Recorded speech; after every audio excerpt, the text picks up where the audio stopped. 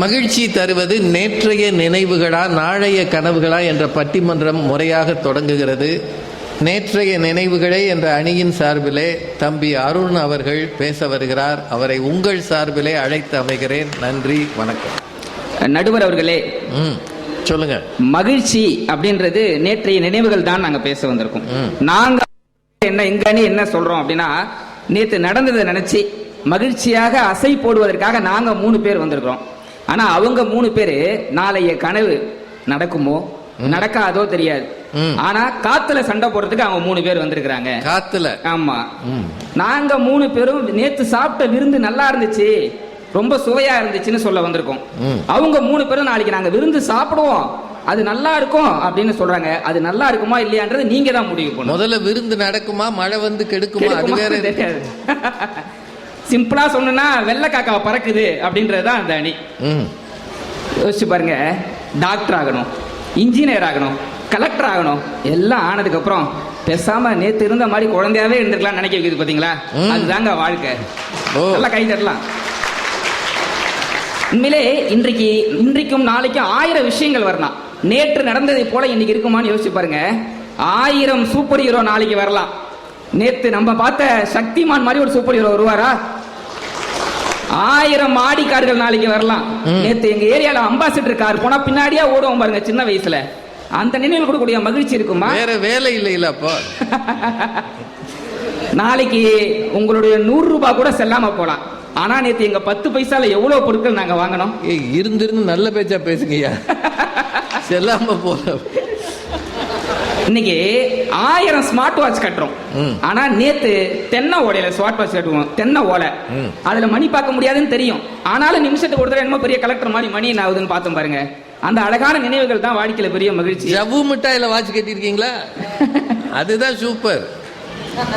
நாளைக்கு 1000 ATM, 1000 Google Pay, 1000 phone பே வரலாம். ஆனா நேத்து எங்க பாட்டி முந்தான இருக்கு பாருங்க, அதுதான் எங்க ஏடிஎம். அதுல இருந்து எடுத்து கொடுக்குற அந்த 50 காசும் அந்த 1 ரூபாவும் கொடுக்கக்கூடிய நினைவுகள் இருக்கு பாருங்க. அது பாட்டி கொடுத்ததா இல்ல நீங்களா எடுத்ததா? அது திருடுவோம், அதுவும் பண்ணுவோம். 10 பைசா கேட்டாலே பெரிய குலகுத்தம் பண்ண மாதிரி பாப்பாங்க அப்ப. ஆனா அப்ப இருந்த மகிழ்ச்சி இப்ப நிச்சயமா கிடையாது, நாளைக்கும் கிடையாதுன்றதா உண்மை. நுங்கு வண்டி ஓட்டுவோம் நடுவர்களே. சின்ன வயசுல நுங்கு வண்டி, இந்த சாப்பிட்டு போட்ட நுங்கு ஓடு இருக்கு பாத்தீங்களா, அதுதான் டயர். கவட்ட குச்சி வி ஷேப்ல இருக்கும், அந்த குச்சி அப்படி இப்படி சொருவி அதான் steering. No license, no petrol, no RC book, வாயிலே சவுண்ட் கொடுப்போம் அப்படின்னு. அப்படி ஓட்டும் போது ஒரு மகிழ்ச்சி இருக்கு பாருங்க. இன்னும் நீங்க நுங்கு வண்டியை விட்டு இறங்கல போல. உண்மையிலே அந்த நாட்களை நினைச்சு பார்க்கும்போது அவ்வளவு அழகா இருக்கு. சைக்கிள் 1 ரூபாய் 2 ரூபாய் வாடகை சைக்கிள் எடுத்து ஓட்டுவோம். அந்த வாடகை சைக்கிள் அரைப்படல் அடிச்சு சைக்கிள் கற்றுக்கொண்ட நாட்கள் எவ்வளவு இனிமையானது. இப்ப அட்வொகேட்டா இருக்கேன், நல்லா சம்பாதிக்கிறேன், சைக்கிள் ஓட்ட கஷ்டமா இருக்கேன்னு பைக் வாங்கினேன். பைக்கோட ஈஸியா இருக்கேன்னு கார் வாங்கினேன். கார் வாங்கினதுக்கு அப்புறம் எந்த வேலையும் செய்யாம தொப்பை வாங்கினேன். இந்த தொப்பையை குறைக்கலான்னு ஜிம்முக்கு போனேன். ஓடாத சைக்கிளை ஓட்டுன்றாங்க. இதைத்தானே நான் நீங்க பண்ணிட்டு இருந்தேன் அப்படின்னு யோசிக்கிறது பாத்தீங்களா? அந்த அழகான நாட்கள் ரொம்ப அழகானது. உண்மையிலே அது ஒருபோதும் நாளைய நாட்கள் கொடுக்கவே கொடுக்காதுன்றதுதான் உண்மை. வெயிலும் மழையும் மாறி மாறி வர்றதை போல எங்க வாழ்க்கையில் அன்னைக்கெல்லாம் விளையாட்டுகள் எவ்வளவு விளையாட்டு விளையாடுறோம் எல்லாருக்குமே தெரியும். கண்ணாமூச்சி ஆடுறோம், அப்பா அம்மா விளையாட்டு விளையாடுவோம், கோலி குண்டா ஆட்டம் ஆடுவோம், டிக் டிக்னு ஒரு கேம். அதுல பாத்தீங்கன்னா அழகா இப்ப நினைச்சு பாக்குறேன், 30 வயசு ஆகுது, இப்ப சொல்ல மூச்சு திணறுது. அப்ப 7 வயசுல அந்த டிக் டிக் அவ்வளவு அழகா சொல்லிருக்கேன். டிக் டிக் யார் அது, திருடன், என்ன வேணும், நகை வேணும், என்ன நகை, கலர் நகை, என்ன கலர், பச்சை கலர், என்ன பச்சை, மா பச்சை, என்னம்மா, டீச்சர் அம்மா, என்ன டீச்சர், கணக்கு டீச்சர், என்ன கணக்கு, வீட்டு கணக்கு, என்ன வீடு, மாடி வீடு, என்ன மாடி, மொட்டை மாடி, என்ன மொட்டை, பழனி மொட்டை, என்ன பழனி, வட பழனி, என்ன வடை, ஆம வடை, என்ன ஆம, குளத்தாம, என்ன குளம், திரிக்குளம், என்ன திரி, விளக்கு திரி, என்ன விளக்கு, குத்து விளக்கு, என்ன குத்து, கும்மாங்குத்து. அப்ப சொல்லும் போது ஈஸியா இருந்துச்சு, இப்ப மூச்சு தள்ளுது. அதுல எவன் ஜிக்குவான் கும்மாங்குத்து வாங்குறதுக்கு? அந்த மாதிரி அந்த நாட்கள் அழகானது. ராஜா ராணி விளையாடுவோம். அழகா எந்த பொருளுமே இல்லைங்க, ஒரே ஒரு பேப்பர் போதும். ராஜா ராணி போலீஸ் திருடன். அப்ப ஒருத்தன் அடிக்கடி போலீஸ் வரும், அவனுக்கு தான் வரும். ஆனா இப்ப அவன் உண்மையிலேயே வாழ்க்கையில போலீஸா இருக்கிறான் பாருங்க. அவனை பார்க்கும்போது நேற்று நினைவுகள் தான் வாழ்க்கையில் ஞாபகத்துக்கு வருது. எவ்வளவு விளையாட்டு விளையாடும், தாயம், பல்லாங்குழி, இதெல்லாம் தாண்டி கிரிக்கெட். அன்றைக்கு எங்களை ஆக்கிரமித்தது கிரிக்கெட். ரொம்ப அழகான. அப்ப பாத்தீங்கன்னா 10 பேர் சேர்ந்து ஒரு பந்து வாங்குவோம். இன்னைக்கு 10 பந்து வாங்கக்கூடிய அளவுக்கு என்கிட்ட காசு இருக்கு, ஆனா விளையாட பசங்க கிடையாது. அப்படின்னா அந்த நாட்கள் எவ்வளவு அழகானது. நீங்க போனாலே எவனும் சேர்த்துக்க மாட்டான். உண்மையிலே நாளை 1000 ஸ்நாக்ஸ்கள் வரலாம். நேற்று நம்ம சாப்பிட்டோமே ஸ்நாக்ஸ், என்ன சாப்பிட்டோம்? நெல்லிக்காய், இலந்த ஜாம், அழகா இலந்த மிட்டாய், 1000 விஷயம் நாளைக்கு ஐஸ்கிரீம் வரலாம். எவ்வளோ ஃப்ளேவர்லாம் இப்போ கண்டுபிடிக்கிறாங்க, ஸ்ட்ராபெரி, வெண்ணிலான்னு என்னென்னமோ வரலாம். ஆனால் அன்னைக்கு பார்த்தீங்கன்னா குச்சைஸ், கோனைஸ் அப்படின்னு அழகாக சாப்பிட்ட அந்த நாட்கள் எவ்வளோ அழகானது. அதெல்லாம் தாண்டி நடுவர்களே இன்னைக்கு எல்சிடி எல்இடின்னு என்னென்னமோ வந்து போச்சு. நாளைக்கு என்ன டிவி வேணா வரலாம். நேற்று பிளாக் அண்ட் ஒயிட்ல தான் டிவி பார்த்தோம். அப்ப என்னன்னா ஆண்டனான்னு ஒன்று இருக்கும், கொடகம்பி மாதிரி இருக்கும். அந்த கொடகம்பியோட அந்த டிவி பார்க்கும்போது ரொம்ப அழகா இருக்கும். அது பாத்தீங்கன்னா வெள்ளிக்கிழமை ஒளியும் ஒளியும் போடுவாங்க, ஞாயிற்றுக்கிழமை சக்திமான் போடுவாங்க, மகாபாரதம் ராமாயணம் எல்லாம் போடுவாங்க. இதெல்லாம் பார்த்துக்கிட்டு அழகா சுற்றி திரிந்தோம். அப்ப அப்படியே கொஞ்சம் கொஞ்சமா கிரிக்கெட் வந்துச்சு. இந்த கிரிக்கெட் ஆண்டனால பிளாக் அண்ட் ஒயிட்ல பார்ப்போம் பாருங்க, பெரிய கொடுமைங்க. பாத்தீங்கன்னா இங்கிலாந்து நைஜீரியா மேட்ச் நான் பார்த்த ஞாபகம் இருக்கு. இங்கிலாந்து நைஜீரியா, ஆமா, அப்ப விளையாண்டாங்க. பிரைட்னஸ் அதிகமா வச்சா இங்கிலாந்து அணி தெரியாது, பிரைட்னஸ் கம்மியா வச்சா நைஜீரியா அணி தெரியாது. ஆண்டனா ஆடிச்சுனா 2 அணியுமே தெரியாது. இந்த ஆண்டனாவை மாத்துறதுக்கு ஒரு பெரிய கொடுமை நடக்கும். மேல போயிட்டு கட்டா இருக்கா பாரு, லெஃப்ட்ல திருப்பி, ரைட்டு ரைட்டு, இந்த லாரி கிளீனர் மாதிரி ஒருத்தர் வந்து அசைய போடுவான். அவ்வளோ அழகா இருந்துச்சு.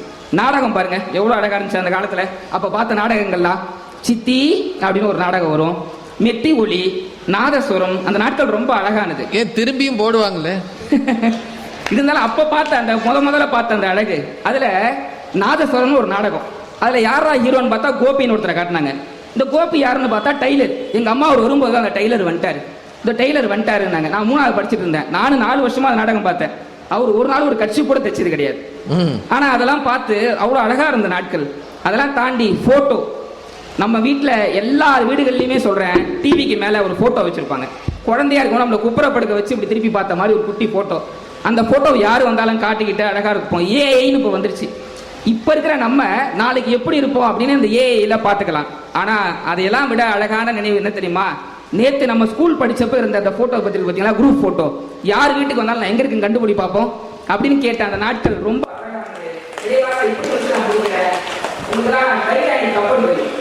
உலகத்திலே முழுவதே கப்பல் பெரிய கலவோட நாளைய கலவோட அந்த கப்பல் வந்துச்சு. ஆனா என்ன நடந்துச்சு? கப்பல் போச்சு. ஆனா அது போச்சு முடிஞ்சிச்சு. அந்த கப்பல் பெரிய கனவோட போச்சு, ஆனா முடிஞ்சிச்சு. இது போல நாளைய கனவு. ஆனா இன்னைக்கும் கைகாணி நம்ம ஏன் நினைவு போடுறோம்?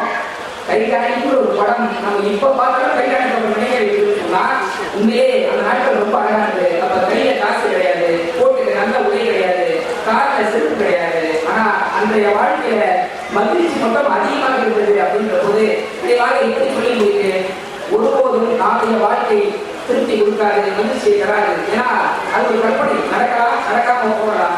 ஆனா நேற்றைய நினைவுகள் ரொம்ப அழகானது. பேஸ்புக் யூஸ் பண்றவங்க எல்லாத்துக்குமே தெரியுமே, மெமரிஸ் ஏன் காட்டாங்க. இன்னைக்கு வந்து நம்ம எல்லாருமே அடுத்த வருஷம் பார்க்கும்போது ஆமா போன வருஷம் புத்தகம் காட்சி போனோம், ராஜா சார் பட்டிமன்றம் நடந்துச்சு, ஒரு தம்பி அருள் பேசினாரு நம்ம நினைக்க வைக்கணும் அப்படின்னா அந்த மெமரிஸ் ரொம்ப அழகானது தெரிவிக்கும் போது நல்ல வாழ்க்கை நல்ல திருப்பி நடுவு கொடுப்பாரு என்று கேட்டுக்கொண்டு விடைபெறுகிறேன். நன்றி, வணக்கம். என்ன உயரத்தை தொட்டாலும் சின்ன பிள்ளையா இருந்த அந்த நினைவுகள் எப்போதும் சந்தோஷம் தரும் அப்படின்னு ஒரு செய்தி சொன்னார். நல்லா பேசிக்கிறாங்கன்னு நினைக்கிறேன். அது நீங்க தான் கேட்டு சொல்லணும், இதுக்கு பதில் சொல்லணும். அக்ஷயா இப்ப வரும்போது ஒரு 3 பேருமே சரி ஒரு கனவு இல்லாமலா இந்த மேடையில வந்து உட்கார்ந்துருப்பாங்க. இன்னைக்கு நான் பேசி 4 பேராவது கை தட்டணும்ங்கிற கனவு இல்லாமலா இருக்கும் இவங்களுக்கு. கிடையாது. 4 பேர் கை தட்டுறவங்கள 4 பேர் ஆக்குறீங்க, கூட கொஞ்சம் பேர் கை தட்டு. அவங்க நினைவுலயே இருந்தாங்கன்னா அப்படி இல்ல நடுவர்களே, அவங்க நேத்து எனக்கு கை தட்டினாங்கன்னு நினைச்சு சந்தோஷப்பட்டுக்கிட்டோம். நாங்க தானே கனவை நோக்கி போறோம், எங்களுக்கு இவங்க கை தட்டுட்டோம். அப்பா நேத்து எங்களுக்கு கை தட்டினாங்கப்பா, அது போதும் நினைச்சு அவங்க 3 பேர் சந்தோஷப்பட்டுக்குவாங்க. அப்படி இங்க வந்து உட்கார்ந்து இருக்கிறதே கனவுகளை நோக்கி. ஆனா எல்லாம் வந்து பழசு வேணும். அதே மாதிரி ஒரு விஷயம் என்ன சொன்னாரு, விளையாட்டு எல்லாமே பழைய விளையாட்டுகள் விளையாண்டோன்னு. பழைய விளையாட்டை நாங்க குறை சொல்லலைங்க.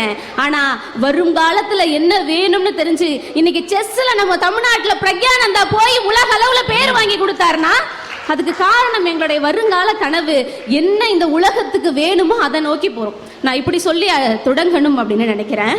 கனவுங்கிறது என்ன தெரியுமா, நம்ம தவறி விழும்பொழுது நம்ம விழாம தாங்கி பிடிக்கிற கரம். கண்ணீர் விட்டு நான் கதறி அழும் பொழுது என் கண்ணை தொடச்சு ஆறுதல் சொல்ற மனம்.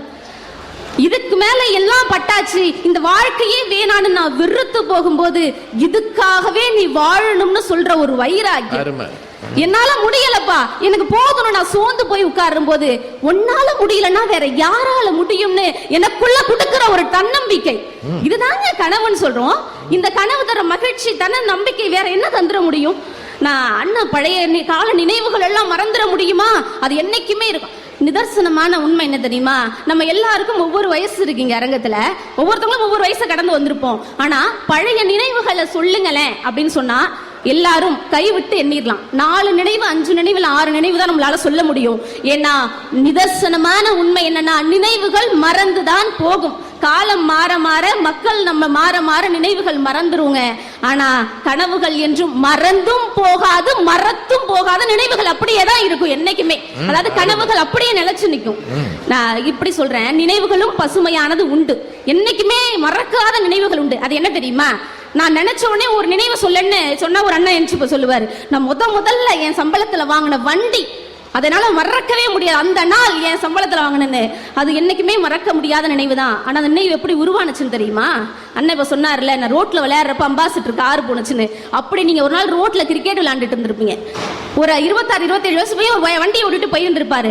நாளைக்கும் நான் 25 வயசு எனக்கு ஆகும் போது நான் உழைச்சு சம்பாரிச்சு இதே மாதிரி வண்டி வாங்கி நானும் இதே தெருவில் விடுவேன். அப்ப நீங்க கண்ட கனவு 25 வருஷம் கழிச்சு உங்களுக்கு நிறைவேறி இருக்கும். கனவால நிறைவேறின நினைவுகள் மட்டும்தான் மனசுல இருக்குமே தவிர எல்லா நினைவுகளும் மனசுல இருக்காதுங்க. இருக்கிறதுலயே மிகப்பெரிய வரம் என்ன தெரியுமா? படுத்த உடனே தூங்குனா மிகப்பெரிய வரம்னு சொல்லுவோம்.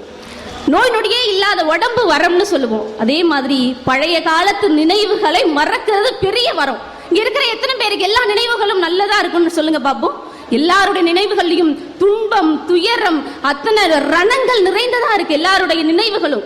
அந்த நினைவுகள் எல்லாம் மறக்கணும்னா எங்க எல்லாருக்குமே ஒரு கனவு வேணும். அந்த கனவுகளை நோக்கி போறதுதான் எங்களுடைய நோக்கமா இருக்கு. ஒண்ணும் இல்லை, நான் எப்படி சொல்றேன், நினைவுகளுக்கு மகிழ்ச்சிக்கு ஒரு அளவு உண்டு. ஒவ்வொரு மகிழ்ச்சிக்கும் ஒவ்வொரு அளவு உண்டு. ஆனா எங்களுடைய வருங்கால கனவுகளுக்கு எந்த அளவுமே கிடையாது அது கொடுக்கிற மகிழ்ச்சிக்கு. நான் ஒரு விஷயம் சொல்றேன், கனவு அப்படின்னு சொன்னாலே நம்ம எல்லாருக்கும் நினைவுல வர பேர் என்ன தெரியுமா? அப்துல் கலாம். அப்துல் கலாம் கனவு காண சொன்னாருன்னு. ஆனா நான் அப்துல் கலாமை பத்தி பேச போறது இல்லைங்க. அப்துல் கலாமே வியந்து பார்த்த ஒரு சிறுவனை பத்தி தான் பேச போறேன். 2006 ஆந்திரால ஒரு பெரிய வெள்ளம் வருது. நிவாரண பொருட்கள் கொடுக்கறதுக்காக அப்துல் கலாம் ஆந்திராவுக்கு போறாரு. அப்ப அந்த பையன் பார்வை மாற்றுத்திறனாளி சிறுவன். அந்த சிறுவனை பார்த்து, உனக்கு வருங்காலத்துல என்னவா ஆகணும்னு கனவு, என்ன லட்சியம்னு கேட்கிறாரு அப்துல் கலாம். அதுக்கு அந்த சிறுவன் சொல்றான், பார்வையற்ற இந்தியாவின் முதல் ஜனாதிபதியாக ஆக வேண்டும் என்பது என்னுடைய லட்சியம்னு அப்துல் கலாம் கிட்டயே சொல்றாரு. அது மட்டும் இல்ல, எனக்கு அமெரிக்கால இருக்கக்கூடிய MIT யூனிவர்சிட்டியில படிக்கணும்ங்கிறது எனக்கு அடுத்த லட்சியம்னு சொல்றாரு அப்துல் கலாம். இந்த மாதிரியான லட்சியங்களும் கனவுகளும் இருக்கிற இளைஞர்கள் தான் இந்தியாவுக்கு தேவைன்னு சொல்லிட்டு போயிடுறாரு. அதுக்கப்புறம் அந்த பையன் 10வது படிக்கிறான், 90% மதிப்பெண் எடுக்கிறான். 12வது படிக்கிறான், 96% மதிப்பெண் வாங்குறான். அதுக்கப்புறமா லீட் 2020ங்கிற இயக்கமும் GE நிறுவனம் அப்படிங்கிற ஒரு தன்னார்வல நிறுவனமும் சேர்ந்து அவருடைய ஆசை லட்சியத்தை நிறைவேற்றுறாங்க. அமெரிக்கால போய் MITலயே அந்த சிறுவன் படிக்கிறாரு. அப்ப அந்த GE நிறுவனமே சொல்றாங்களாம், படிச்சு முடிச்சுட்டு எங்க நிறுவனத்திலேயே வேலைக்கு சேர்ந்துருங்களேன் அப்படின்னு. அதுக்கு அந்த சிறுவன் சொன்ன பதில் என்ன தெரியுமா? என்னால் ஒரு வேலை பார்வையற்ற இந்தியாவின் முதல் ஜனாதிபதியாக ஆக முடியாவிட்டால் உங்கள் நிறுவனத்தில் நான் வேலைக்கு சேருகிறேன்னு சொன்னாராம். அப்போ என்னதான் நான் படிச்சாலும் என்னுடைய கனவை நோக்கி நான் போகிறேன் பாத்தீங்களா, அதுதான் நடுவர்களே. அது நிறைவேறதோ நிறைவேறலையோ என்னுடைய அதை நோக்கிய பயணமே எங்களுக்கு மகிழ்ச்சின்னு சொல்லி இப்படி சொல்லி நிறைவு செய்கிறேன். நினைவுகள் என்பது பல காயங்களையும் துன்பங்களையும் துயரங்களையும் கொண்டது. அந்த காயத்தோடய ஒரு மனுஷன் வாழ்ந்து முடிச்சிட முடியாதுங்க வாழ்க்கைய. அந்த காயத்தை ஆத்தணும்னா ஒரு மருந்து தேவை. அது நாளைய நகர்த்தி போகணும்னா அதுக்கு மருந்து தேவை. அந்த மருந்து தான் எங்களுடைய நாளைய கனவுகள். ஆக காயங்களுடன் இருக்கும் நேற்றைய நினைவுகளை மருந்தாக இருக்கும் எங்களுடைய நாளைய கனவுகளே சரி செய்யும் என்று கூறி, மகிழ்ச்சியை தருவது நாளைய கனவுகளே என்று கூறி தந்த வாய்ப்புக்கு நன்றி பாராட்டி விடைபெறுகிறேன். நன்றி, வணக்கம். அக்ஷயா இளம் பேச்சாளர், அவங்க திரட்டிய தகவல்களை எல்லாம் சொல்லியிருக்கிறாங்க. நீ நொங்கு வண்டி ஓட்டுறதை விட பிரக்யானந்தா மாதிரி செஸ்ஸில் போய் பண்ணைனா, சமீபத்தில் ஒரு சின்ன வீடியோ பார்த்தேன். ஏர்போர்ட்டில் ஏகப்பட்ட போலீஸ் பாதுகாப்போட ஒருத்தர் வர்றார். ஏகப்பட்ட போலீஸ் சுற்றி நிற்கிது. அது யூடியூப்பில் இருந்தது. யாரா வரா? நடிகரா, அரசியல் தலைவரா, இல்லை வேறு யாரும் வெளிநாட்டு விஐபியான்னு பார்த்தா கூட்டத்தில் சின்னதாக சில்லாரியா ஒரு பையன் வரான், பிரக்யானந்தா. பார்க்க எவ்வளோ பெருமையாக இருந்தது தெரியுமா? சாதாரண குடும்பத்தில் பிறந்த ஒரு பிள்ளை இன்றைக்கு ஜனாதிபதியையும் பிரதமரையும் பார்க்க போகிறார் என்றால் அவனுக்குள்ள இருந்த ஆற்றல், அதை அந்த பெற்றோர்கள் வெளிக்கொணர்ந்தது. அவனுடைய கோச்சஸ், அவனுக்கு குருவாக இருந்தவர்கள் அவனை தூண்டி விட்டது. இன்றைக்கு உலக அரங்கில் பெரிய உயரத்துக்கு போயிருக்கிறான். அதானி நிறுவனம் அவனை தத்தெடுத்து இருக்கிறது. அதானி அவர்களை போய் நேராக பார்த்துருக்கான். பார்க்க முடியுமா என்ன? ஒரு சின்ன பையன் அந்த விளையாட்டு விளையாடணும்னு ஆசைப்படணுமா? இந்த வயசுல நொங்கு வண்டி ஓட்டணும், காருக்கு பின்னாடி ஓடணும், இதெல்லாம் யார் பண்றது அப்படின்னு கேலி கிண்டல்மா பண்ணி ஒரு பார்வையற்ற குழந்தை இந்தியாவின் முதல் பார்வையற்ற ஜனாதிபதியாக வரணும் அப்படின்னு ஆசைப்பட்டதை அவங்க சொன்னாங்க. என்னங்க அவங்க சொன்னது ஏதாவது புரிஞ்சுதுங்களா? உங்கள்கிட்ட தான் கேட்குறேன். நீங்கள் எல்லாரும் குளிருக்கு கையை கட்டி உட்காந்துருக்கீங்க. எனக்கு அப்படி தான் இருக்கணும்னு ஆசையாக இருக்குது. ஏன்னா கொஞ்சம் நீங்கள் உற்சாகம் கொடுத்தா தான் சின்ன பிள்ளைகள்லாம் பேச முடியும். என்னையா பேச வர்றவங்களுக்கு உங்கள் அன்பும் ஆதரவும் தேவை. இந்த வேகத்தில் இப்போ இதுக்கு பதில் சொல்றதுக்கு வர்றாங்க தெய்வானை மணிகண்டன். வாங்கம்மா. நடுவர் அவர்களே, அக்ஷயா ரொம்ப சீரியஸா பேசியிருக்காங்க. ஆமாம்மா, நிலைமையே இப்போ சீரியஸாக தான் இருக்கு. ஆல்ரெடி வீட்டுக்கு போவோமா முடியாதான்னு படப்படன்னு இருக்கோம். இதுல ரொம்ப படப்படன்னு ஆக்கியிருக்காங்க. ஏற்கனவே குளிருது வேற, போற வழியிலே எங்கேயாவது படுத்து போமான்னு வேற பயமா இருக்கு. அப்படியெல்லாம் செய்யக்கூடாது, வீடுகளுக்கு போய் சேர்ந்துடணும். படப்பட படப்பட படப்படன்னு பேசியிருக்காங்க. ஒரு டீ வேணா சாப்பிடுங்க. இல்ல நடுவர் அவர்களே, அவங்களுக்கு கொடுக்கணும் டீ. அவங்க தான் படப்படன்னு பேசி எல்லாரையும் படப்படன்னு ஆக்கியிருக்காங்க. என்ன காரணம்? தலைப்பு அந்த மாதிரி, அவங்க தலைப்பு. கனவு எப்பயுமே ஒரு படப்படப்படனே மனசை வச்சிருக்கோம். பதட்டத்துல விட்டுரும். அச்சீவ் பண்ணிடுவோமா, அடைஞ்சிருவோமா, எல்லாத்தையும் சொல்லிட்டோமே, நானும் செஸ் விளையாடுறேன், பிரக்ஞானந்தவாவோமேன்ட்டு இதை நடந்துருமா, நடத்தி காட்டிடுவோமா அப்படின்ற மாதிரி ஒரு படப்படப்பிலேயே கனவு வச்சிருக்கோம். ஆனா நினைவுகள் அப்படி கிடையாது. செஸ் விளையாடுற எல்லாரும் பிரக்ஞானந்தா ஆயிட முடியுமா? ஆனா நொங்கு வண்டி ஓட்டுற எல்லாருமே தான் வண்டிக்கு ராஜாவா தன்னால இருக்க முடியும். அதுவும் ராஜாவா தான் இருக்க முடியுமா? நானும் ஓட்டி இருக்கேன் ஐயா. அவங்க சொன்ன அந்த பாயிண்ட் எல்லாம் பாருங்களேன். பிரக்ஞானந்தா, அப்துல் கலாம் இதெல்லாம் எங்க இருந்து படிச்சிருப்பாங்க? ஒண்ணு நியூஸ் பேப்பர்ல படிச்சிருக்கணும், இல்ல புத்தகங்கள்ல படிச்சிருப்பாங்க. ஆனா அவங்க பேசினது என்ன சொன்னாங்க? இது கனவு மேடைன்னு சொன்னாங்க. 4 பேர் கை தட்டுவாங்கன்ற கனவோட தான் இருக்கீங்க. இப்ப கனவு மேடையில கூட நீங்க என்னைக்கோ படிச்ச ஒண்ணு நினைவுல இருந்து எடுத்து நீங்க சொல்லணும்ன்ற ஒரு நிர்பந்தத்துல தானே இருக்கீங்க.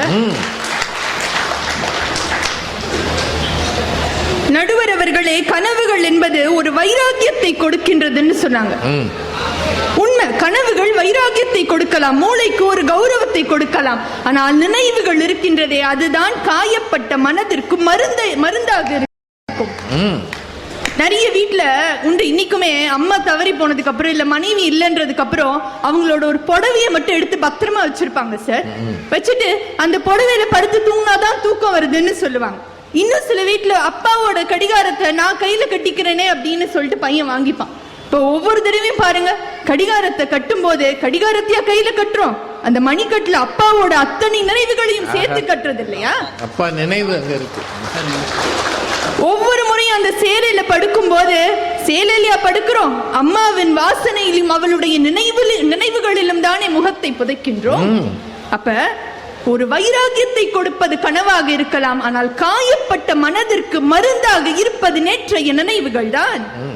இன்னும் சொல்ல போனா நினைவுகள் பொக்கிஷமானது. நிறைய வீட்டுல ஒருவேளை கணவன் இல்ல மனைவி இல்ல அப்படின்னா வேற வீட்டுக்கு போகவே வரமாட்டாங்க சார் பெரியவங்க. இல்ல நான் இங்கே வாழ்ந்துடுறேன், இங்கே இருந்துடுறேன் அப்படின்னு சொல்லுவாங்க. ஏன் இல்ல 23 வருஷம் ஆச்சு, 25 வருஷம் ஆச்சு, பழைய வீடு விட்டு வேற வீட்டுக்கு போயிடலாமே அப்படின்னா, இல்ல அவரோடு இருந்த நினைவுகள் எனக்கு இங்க இருக்கு, இந்த வீட்டுல இருக்கும் போதுதான் எனக்கு சுகமா இருக்கு அப்படின்னு பழைய வீடு கூட பொக்கிஷமாக்கி கொடுப்பது நினைவுகள் தான். அக்ஷயா சொன்னாங்க, துன்பமான நினைவுகள் இல்லையா, எல்லா வாழ்க்கையில நடக்கிறதெல்லாம் நினைவுகள் ஆகிடாது. உண்மை, வாழ்க்கையில நடக்கிறதெல்லாம் நினைவுகளா? அவை எல்லாம் நிகழ்ச்சிகள். எது எது நினைவுகளாகின்றது? எது ஒன்று நம் மனதை தாக்குகின்றதோ, இல்லை எது ஒன்று நம்முடைய மனதிற்கு அருகில் வந்து நிற்கின்றதோ, எதை ஒன்றை நம் மனது மறக்க முடியாமல் இருக்கின்றதோ அதுதான் நினைவாகின்றது. நிகழ்ச்சி வேற, நினைவு வேறயா? நிகழ்ச்சிகள் வேறு, நினைவுகள் வேறு. குழப்புறீங்க. அது கனவோட பிரச்சனை. கனவுதான். கனவுலயே மிதக்கும் போது எப்படி இருக்கு? அப்ப அவங்க சொன்னாங்க, துன்பமான நினைவுகள் இல்லையா, துன்பமான ரணமான நினைவுகள் இல்லையான்னு உண்டு. நீங்க காணுகின்ற கனவுக்கு கூட நினைவுகள் தான் விதையாக இருக்கின்றது. அந்த நினைவுகளால தான் நீங்க மேல மேல போகணும்னு சொல்லிட்டே நினைக்கிறீங்க. நடுவர் அவர்களே, நினைவுகள் என்பது மனதிற்கு நெருக்கமானது, மனதை லேசாக்குவது, மனதிற்கு சுகமானது. ஆனா கனவு என்பது காணல் நீரை போல, கிட்ட வந்துட்டோன்னு தோணும், கிட்ட வரும்போது அது இல்லாம போயிடும். நாளைக்கு கிட்ட வந்துருவோன்னு தோணும், இன்னும் ஒரு நாள் இழுக்குதேன்னு சொல்லி இருக்கும். கனவு என்பது நிழல், நினைவு என்பது நடந்த ஒன்று, அது நிஜம். நிஜம். அப்ப நிழலை பார்த்து நான் சந்தோஷப்படுவேனா, இல்ல நிஜத்தை பார்த்து நம்முடைய மனம் மகிழ்ச்சி அடையுமா? நிஜத்தை தான் பார்க்கணும். உங்களுக்கு ஒரு 3 பேர் ரசிகர் இருக்காங்கன்னு நினைக்கிறேன். அது நிஜம். எனக்கு இல்ல நடுவர் அவர்களே, நினைவுக்கு. நினைவுக்கு. நடுவர் அவர்களே, நம்ம ஊர்ல என்ன பண்ணுவாங்க, பெரும்பாலும் பெரியவர்களுடைய பெயர்களை, இந்த ஏதாவது ஒரு ரோடுக்கு போனீங்கன்னா பாரதி தெரு அப்படின்னு இருக்கும், இன்னும் கொஞ்சம் தள்ளி போனோம்னா பாரதிதாசன் தெரு அப்படின்னு சொல்லியிருக்கோம். இந்த மேடைகள் எல்லாம் ஏதாவது ஒரு பரிசு கொடுப்பாங்க, அது நினைவு பரிசு அப்படின்னு சொல்லுவாங்க. புஸ்தகம். ஆமா, நினைவு பரிசு சொல்லி கொடுப்பாங்க. நினைவு இல்லம், நினைவு மண்டபம், அந்த மாதிரி எல்லாம் கட்டுவாங்க. எங்கேயாவது கனவு பரிசு, கனவு மண்டபம், கனவு ரோடு அப்படின்னு ஏதாவது இருக்கா? எனக்கு தெரிய இல்லம்மா. ஒருவேளை எதிரணியில சொல்லுவாங்க. ஏன்னா ஒருத்தரை பத்தி நாம் நினைப்பதே அவருக்கு செய்கின்ற நன்றியாக இருக்கின்றது. அவருடைய நினைவுகள் தான் அவருக்கு கௌரவமாகின்றது. ஒண்ணு இல்ல நடுவர் அவர்களே, இப்ப நாமளே திடீர்னு மயக்கம் போட்டு நான் விழுந்துட்டேன்னு வச்சுக்கோங்க. ஐயா வேண்டாமா, நல்லதா பேசுங்கம்மா. உங்க கனவு மோசமான கனவு. சும்மா ஒரு கனவுக்கு ஒரு கற்பனையில வச்சுக்கோங்களேன். இப்ப எந்திரிச்சோன்னு வச்சுக்கோங்களேன், ஃபர்ஸ்ட் நான் என்ன சொல்லணும், நான் இன்னாரு, என் வீடு இங்க இருக்கு, இங்க என்ன கூட்டிட்டு போய் விடுங்க, நான் நினைவோட பேசினாதான் எனக்கு மரியாதை. அதை விட்டுட்டு 10 வருஷம் கழிச்சு நான் CEO ஆக போறேன், 5 வருஷம் கழிச்சு நான் டாக்டர் ஆக போறேன், நான் கூட்டிட்டு போய் அக்கீழ்பாக்கம்னு சொல்லிடுவாங்க. இது நல்லா இருக்கு. இது ஏதோ பிளான் பண்ணி பேசுற மாதிரி இருக்கு. மனிதனை மனிதனாக்குவது நினைவுகள். நடுவர் அவர்கள், அதனாலதான் 2 வயசான நண்பர்கள் சேர்ந்தாங்க. இல்ல நம்மளோட நண்பர்களே எடுத்துக்கிட்டோம்னா விடிய விடிய பேசினாலும் பேசுறதுக்கு கதைகள் இருக்கும். ஏன்னா எல்லாமே நினைவுகள். இப்ப நிறைய ஸ்கூல் காலேஜ்ல எல்லாம் ரீயூனியன் வருது, பழைய நண்பர்கள் எல்லாம் சேர்ந்துக்கிறோம். எவ்வளவு தித்திப்பா இருக்கு, எவ்வளவு மகிழ்ச்சியா இருக்கு, அந்த அரங்கமே நிரம்பி வழிகின்றது, அப்படி சந்தோஷமா இருக்கு. இதே இது ஒரு 10 வருஷம் இல்ல 15 வருஷம் முன்னாடி அந்த கேம்பஸ்ல ஒரு பிளேஸ்மெண்ட் நடந்திருக்குன்னு வச்சுக்கோங்களேன், அந்த சூழல் எப்படி இருந்திருக்கு? ஒரே படபடன்னு இருந்திருக்காது. ஏன்னா பிளேஸ்மெண்ட்ல வேலைக்கு உட்காரும் போது எல்லோரும் கனவோடு இருப்பாங்க, திரும்பி ரீயூனியன்ல வந்து அதே பெஞ்சில் உட்காரும் போது எல்லோரும் பழைய நினைவுகளோடு இருப்பார்கள். ரொம்ப ரொம்ப நல்லது. அதுல ஆச்சரியம் என்னன்னா, நினைவுகளோட ஆச்சரியம் என்னன்னா, பொதுவாவே நாம ஒரு விஷயத்தை பத்தி பேசும்போது நாம இங்கதான் இருப்போம், ஆனா நம்மளோட மனசு அங்க இருக்கும், நம்மளுடைய வயசு அந்த வயசா இருக்கும், நம்மளுடைய இடம் அந்த இடமா இருக்கும். அதனாலதான் நினைவுகளை மலரும் நினைவுகள்னு சொன்னாங்க. நேற்று நடந்த காரணத்தினாலே அவை மலர்ந்த நினைவுகளாகி விடுவதில்லை. எத்தனை முறை நினைத்தாலும் நம்மை அதே இடத்திற்கு எடுத்து செல்வதாலே அவை மலரும் நினைவுகளாக இருக்கின்றன. இன்னொரு ஆச்சரியம் என்னன்னா, நம்ம ஒரு காலத்துல அண்ணன் தம்பியா அல்ல அக்கா தம்பி யாராவது இந்த முடிய பிச்சுட்டு சண்டை போட்டிருப்போம். அப்ப இருந்தது.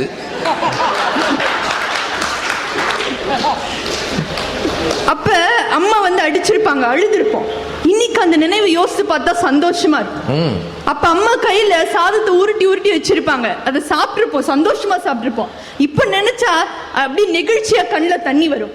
அழுத நினைவுகள் சிரிக்க வைக்கும், சிரித்த நினைவுகள் அழ வைக்கும். இதுவே நினைவுகளுடைய பெருமை.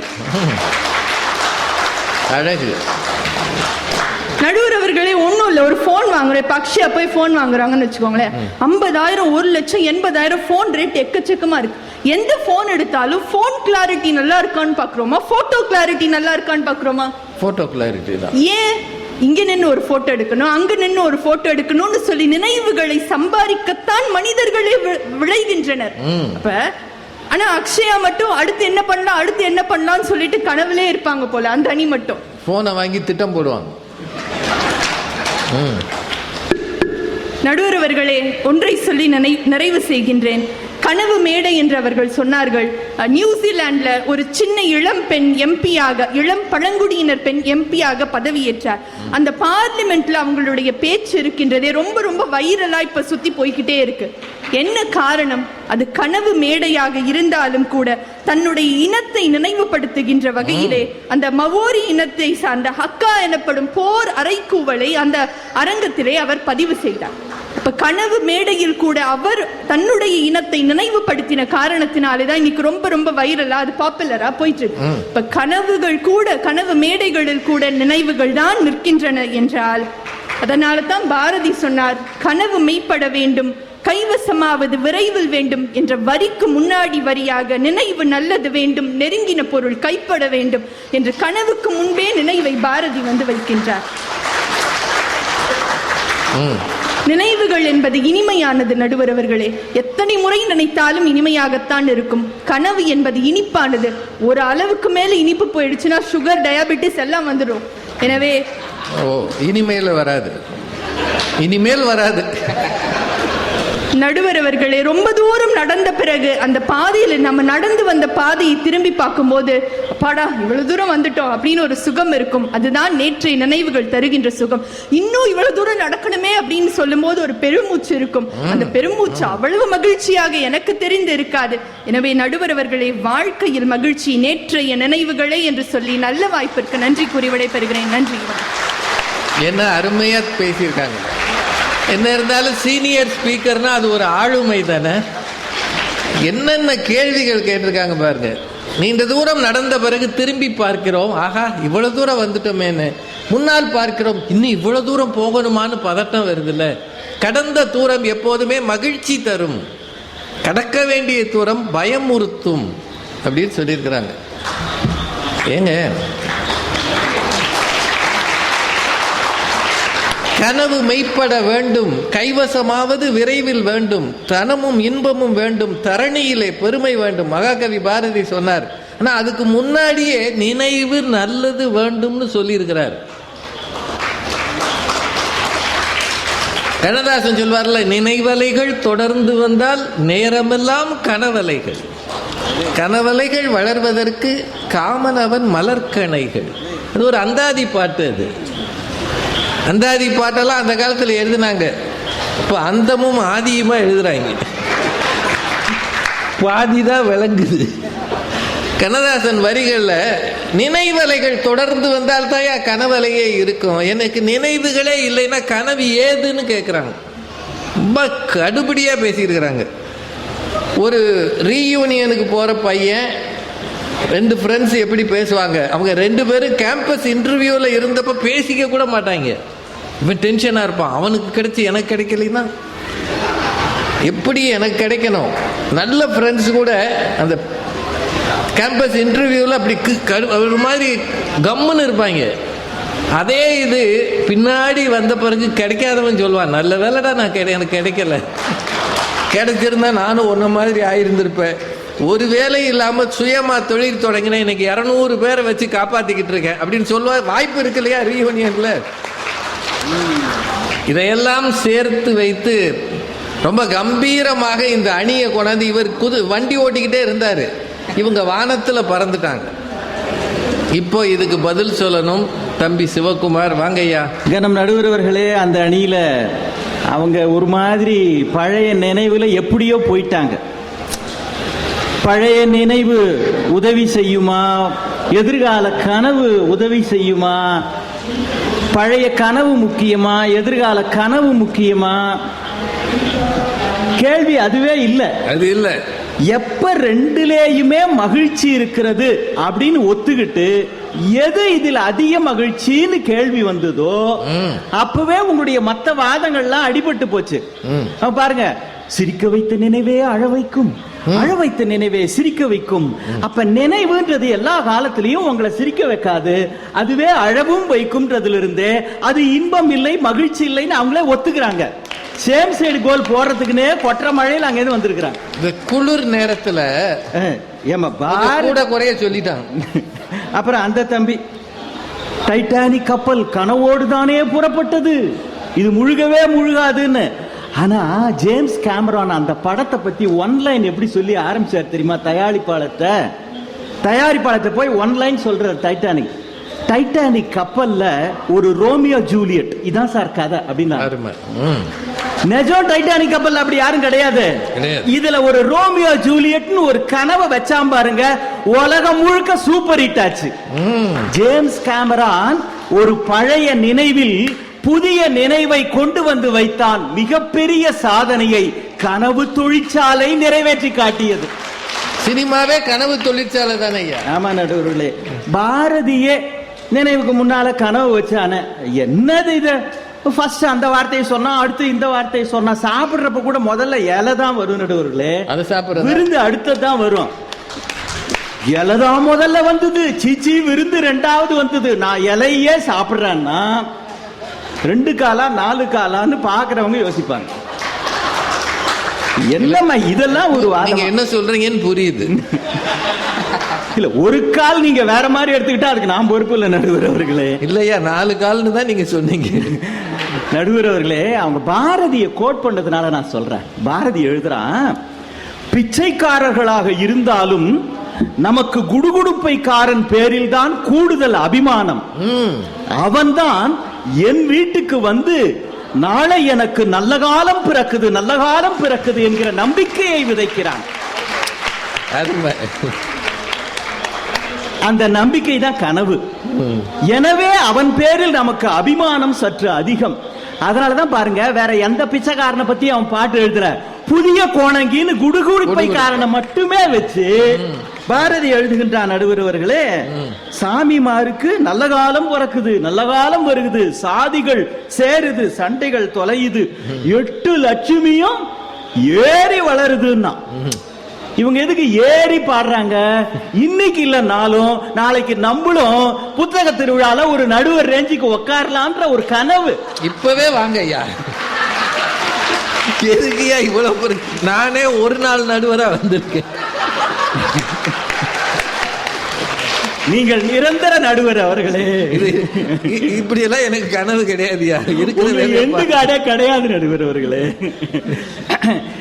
எங்கள் அணியில் பேசிய அட்சயா அவர்கள் ஒரு வரி சொன்னார்கள், நேற்றைய நினைவிலே காயம் உண்டு. நடுவர்களே, ஒன்றும் இல்லை, புத்தாண்டுன்னு 2 ஸ்வீட் பாக்ஸ் தராங்க. ஒரு ஸ்வீட் பாக்ஸ்ல வந்து லட்டு இருக்கு, ஜாங்கிரி இருக்கு, ஜிலேபி இருக்கு. இன்னொரு ஸ்வீட் பாக்ஸ்ல லட்டு இருக்கு, கூடவே 2 கரப்பாம்பூச்சி செத்து கிடக்கு.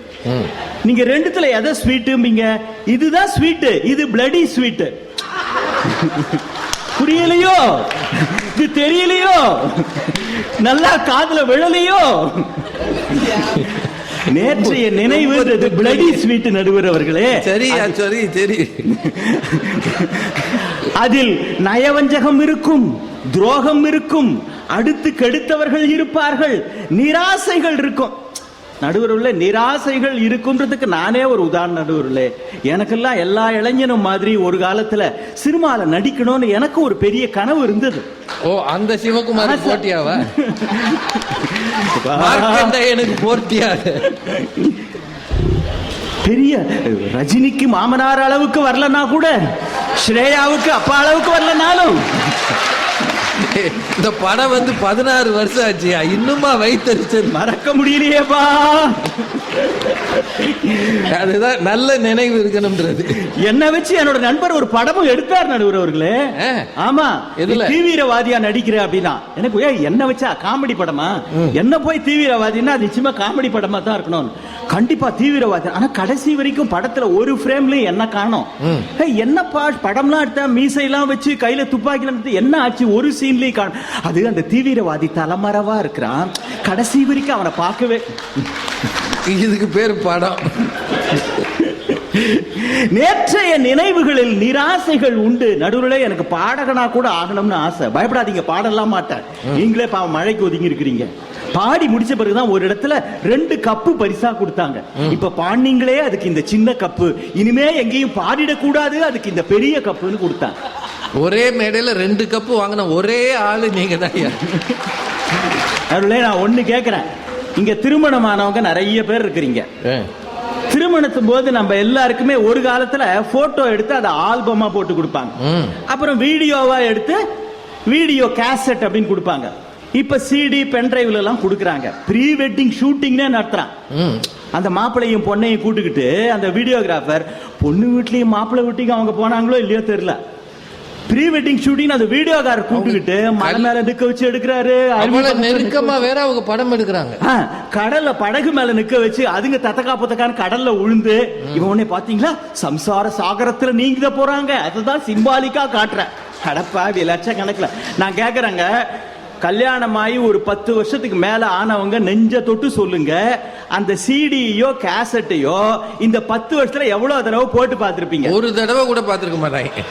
ஒரு 2 தடவை 3 தடவை. நடுவர் அவர்களே, அப்புறம் நான் உங்களை கேள்வி கேட்க கூடாது. எங்க காலத்துல அதெல்லாம் இல்லையா? ஏன் அதை பாக்குறது இல்ல? ஒரு தடவை நேரம் பார்த்ததுக்கு 10 வருஷம் பாடா படுறோம்யா. திரும்ப வேற இங்க அதனாலதான் தமிழ்ல ஒரு பிரேஸே உண்டு தெரியுங்களா? நடந்தது நடந்து போச்சு, பாஸ்ட் இஸ் பாஸ்ட். அத ஒரு கெட்ட கனவா நினைச்சு மறந்துரு, நினைவுகளை கூட மறந்துருன்னு சொல்ற மாதிரி நினைவுகள் இருக்கு. ஆனா குழந்தை பிறந்துருது, பையனை பத்தி கேட்டா இத பத்தி நடந்ததை பத்தி நினைச்சா அப்படியே அதை விட்டுருங்க சார். ஏன் சார் ஏதோ நடந்து போச்சு ஒரு தடவை இது பண்ணதுக்கு அதை விடுங்க சார். உங்க பையன் அப்படி ஐயோ சார் என்னோட சன்னா அவன் பிச்சிமா, அவனுக்கு ஹியூமன் பாடி பேர்ல ஒரு தனி அட்ராக்ஷன் இருக்கு சார். இப்பயே அப்பா டைஜஷன் எப்படி ஆகுது, கண்ணு எப்படி நல்லா தெரியுது, காது எப்படி ஒரு விஷயத்தை உள்வாங்குதுன்னு அனாட்டமி எல்லாம் ரிசர்ச். கண்டிப்பா ஒரு டாக்டரா வருவான் சார், கண்டிப்பா ஒரு டாக்டரா வருவான் சார். பிள்ளையினுடைய எதிர்காலம் என்று வருகிற பொழுது அந்த கனவே கணவனாக இருந்தாலும் நினைத்து பார்க்க முடியவில்லை, தகப்பனாக ஆகிற பொழுது கனவு அவனை வானத்தில் பறக்க வைக்கிறது.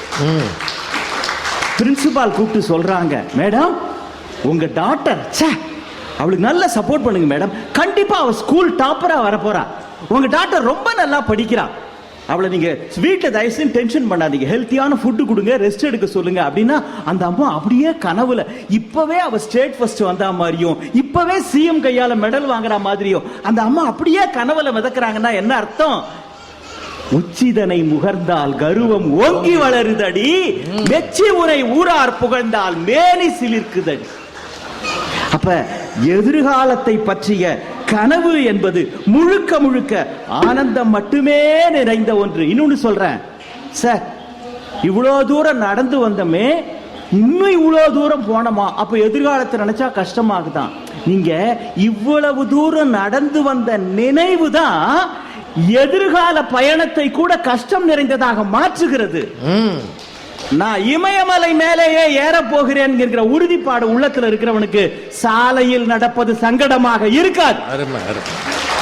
அவர் கோல்ஸ் கீப் அஸ் கோயிங் ஆங்கிலத்தில் சொல்லுவான்.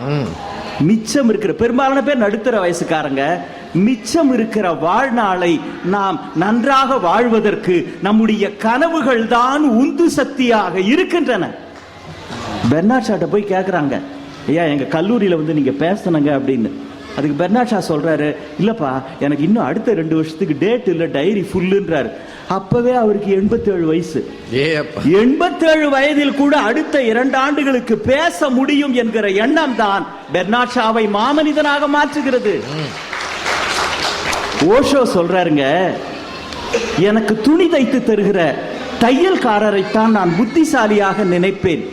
காரணம் அவன்தான் என் பழைய அளவுகளையே வைத்துக் கொண்டு எனக்கு துணி தைப்பது இல்லை. ஒவ்வொரு முறையும் என்னை புதிதாக அளவெடுத்துக் கொண்டிருக்கிறான். என் பழைய அளவுகளை வைத்து என்னை அவன் மதிப்பிடுவது இல்லை. புதிய அளவுகள் தான் எனக்கு பொருந்தும் என்று அவனுக்கு தெரிந்திருக்கிறது. பழைய அளவுகள் என்பதும் பழைய நினைவுகள் என்பதும் ஒன்றுதான். உங்கள் எதிர்காலத்தில் நீங்கள் உங்களுக்கு அணிய வேண்டிய ஆடையை தீர்மானிப்பது பழைய அளவுகள் அல்ல, புதிய கனவுகள் தான், புதிய லட்சியங்கள் தான். இதை சொல்லி நிறைவு செய்கிறேன்.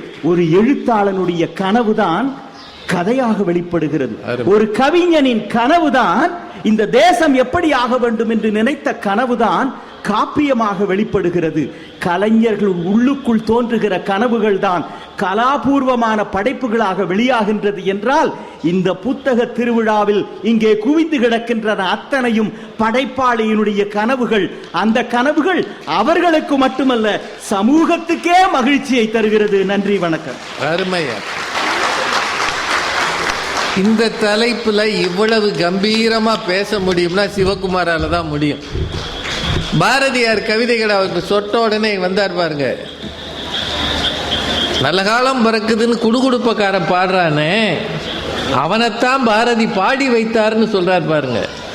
எவ்வளவு படிச்சிருந்தா உடனடியாக அதை பதில் சொல்ல முடியும். கலைஞனுக்கும் எழுத்தாளனுக்கும் கனவுகள் தான் படைப்பூக்கம் தருகின்றன அப்படின்னு சொல்றார். இது ஒரு நல்ல விஷயத்தை சொல்லியிருக்கிறார். பழச மறந்துரு, பாஸ்ட் இஸ் பாஸ்ட். ஆனா நாளைய தினத்தில் உங்க பையன் என்ன செய்வான், பொண்ணு என்ன செய்வா அப்படின்னு கேட்டா கண்கள் விரிய கனவு காண்கிறார்கள். இதுதான் ஒவ்வொரு பெற்றோரும் செய்வது. நீங்க எப்படி இருந்தீங்க, எவ்வளவு கஷ்டப்பட்டீங்க, அது பழைய விஷயம், அதையா தூக்கி பிடிக்கிற அப்படின்னு ரொம்ப அழகா பேசியிருக்கிறார். என்னங்க, நல்லா பேசினாரா இல்லையா? இன்னும் ஒரு 1/4 மணி நேரம் 1/2 மணி நேரம் தாங்க, சீக்கிரம் முடிச்சிருவோம். ஏன்னா தலையில ஒழுகலையே தவிர காலுக்கு கீழே தண்ணி இருக்கு. என்னங்க, உண்மைதானே? ஈரத்தோடு பட்டிமன்றம் கேட்கிற ஈர நெஞ்சம் உங்களுக்கு இருக்கிறது. இதுக்கு பெர்னார்ட் ஷா, ஓஷோ, டெய்லர் தான் என்னை சரியாக அவ்வப்போது அளவெடுக்கிறான் அப்படின்னு சொன்னது எல்லாத்தையும் சொல்லி 87 வயசுல ஒருத்தருக்கு இன்னும் 2 வருஷத்துக்கு பேசுறதுக்கு டேட் இல்லையா. அப்படியெல்லாம் பேச்சாளர் இருந்திருக்காங்க.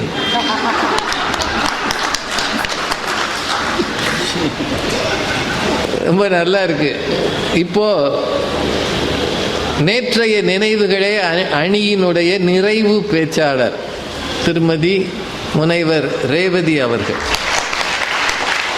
நடுவர் அவர்களே, எதிரணியில் என்னும் அன்புக்குரிய அண்ணா சிவகுமார் ஐயா அவர்கள் பேசினார். அது ஏதோ அவர் நடிச்ச படம் மாதிரி இருக்கு. ஆமா, அன்புக்குரிய அண்ணா. அண்ணா அன்புள்ள அண்ணான்னு எடுக்க வேண்டியதான். அவர் பேச்சில பார்த்தா அவர் கண்ட கனவு எதுவுமே நிறைவேறல. அதத்தான் அவர் சொல்லிட்டு போயிருக்கார். நான் நடிகனாகணும்னு ஆசைப்பட்டேன், நீங்கெல்லாம் ஸ்ரேயாவுக்கு அப்பாவாக நடிச்சிட்டீங்களே, வைத்தறிச்சல பாருங்க. கனவு நிறைவேறலைன்னா இவ்வளவு வைத்தறிச்சல் வரும். நான் நடிக்கணும்னு ஆசைப்பட்டேன், நடக்கல. பாடகனாகணும்னு கனவு கண்டேன், 2 கப்பு கொடுத்து அங்கேயே ஆஃப் பண்ணிட்டாங்க. என்னையா பேச்சு? எல்லாத்துக்கும் மேல நடுவர் சீட்டுக்கே ஆசைப்பட்டிருக்காரு. நானும் நாளைக்கு இந்த இடத்துல உட்காரணும், அதுவும் நிராசையாய். என்னையா பேச்சு? இது ரொம்ப நிரந்தரமான சீட்டா, யாரு வேணாலும் வரலாம். இருக்கட்டையா, நானும் ஒரு நாள் உட்கார்வேன்னு சொல்லணும்ல. ஆனா நான் திடீர்னு அப்படின்னு ஆரம்பிக்கும் போதே அந்த கனவு நிறைவேறாத நிராசையில புலம்பிட்டு போயிருக்காரு சிவகுமார் சார். அதுக்கு முன்னால பேசுறாங்க பாருங்களேன், அன்பு தங்கை ஸ்ரேயா, மன்னிக்கணும், அட்சயா. அவங்க பேசும்போது எனக்கு ரொம்ப வில்லத்தனமா தெரிஞ்சது. பெரும்பாலும் அடுத்த பெண்களை பார்த்தா வில்லத்தனமா தான் தெரியும். இல்ல இல்ல இல்ல, அந்த அணியே கொஞ்சம் வில்லங்கமா தான் யோசிச்சிருக்கு. இன்னொருத்தர் வரணுமா, பார்த்து பேசுங்க. அடி வாங்க தயாரா தானே இருக்கோம். அது சரி, நாங்க அடி வாங்காத ஏரியாவே கிடையாது. எப்படியோ அவங்களுக்கு எதிராக ஒரு மதுரைக்காரன் அடி வாங்க. நல்லா சொன்னீங்க ஐயா. என் இடத்துல நீங்க இருக்கீங்க, நான் வாங்கிக்கிறேன், அவ்வளவுதானே. நடுவர் அவர்களே, வில்லங்கமா பேசியிருக்காங்க நம்ம அட்சயா. என்னவா தம்பி என்ன சொன்னாரு, அன்னைக்கு அம்பாசிடர் கார் பின்னால ஓடியதும் நொங்கு வண்டி ஓட்டியதும் சுகம்னாரு. அதுக்கு இந்த பாப்பா என்ன சொல்றாங்க, அன்னைக்கு அருண் அண்ணா என்ன கனவு கண்டார் தெரியுமா? அவர் என்ன கனவு கண்டார் என்று உங்களுக்கு எப்படி தெரியும்? எப்படி தெரியும்? நாங்க கேட்போம்ல. பச்சி சொல்லுச்சு. பச்சி சொல்லுது. இவங்க அவரு கனவு கண்டாராம். அப்படி இல்ல, இவர் கண்ட கனவை அங்க சொல்லி இருக்காருன்னு அர்த்தம். அந்த நினைவாக சொல்லி இருக்காரு. அதனால இன்னைக்கு அந்த சகோதரி இங்க பேசிட்டு போயிருக்காங்க. உளறி இருப்பார். நடுவர் அவர்களே, அட்சயா பேசும்போது சொன்னாங்க, நினைவுகள் எல்லாம் மறந்து போவதுதான் வரம் அப்படின்னாங்க. அப்படியா? நினைவுகள் மறந்து போனால் அது வரமா? இல்ல, வியாதி. நினைவு பூரா மறந்து போச்சுன்னா அதுக்கு பேரு வியாதி. ஆனா கனவு இல்லைன்னா பிரச்சனை இல்ல, வர்ற வாழ்க்கையை வாழ்ந்துட்டு போயிடலாம். ஆனா நினைவுகள் மறந்து போனால் அதற்கு பெயர் நோய் என்பதை மறந்து விடாதீர்கள்.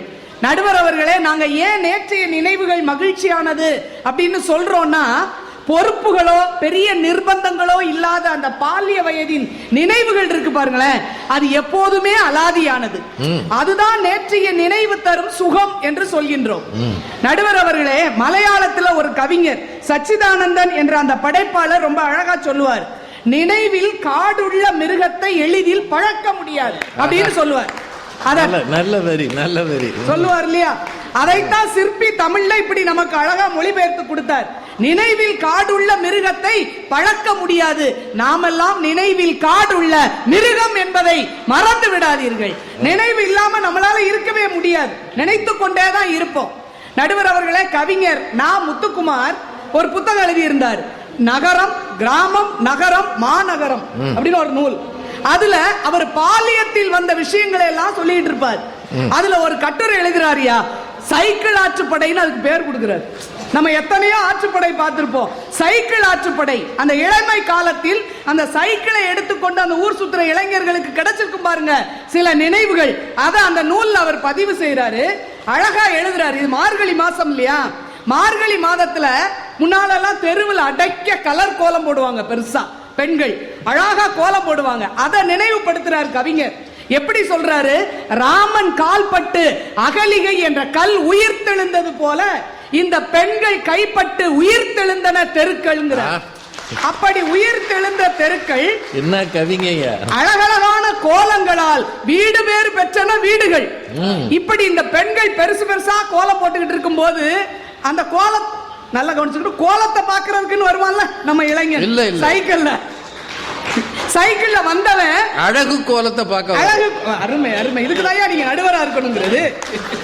வந்து நின்னுட்டு கோலம் பட்டா அழிஞ்சு போயிரும்ல, சைக்கிளை ஓட்டிட்டு போனா அந்த கோலம் அழிஞ்சிருமா.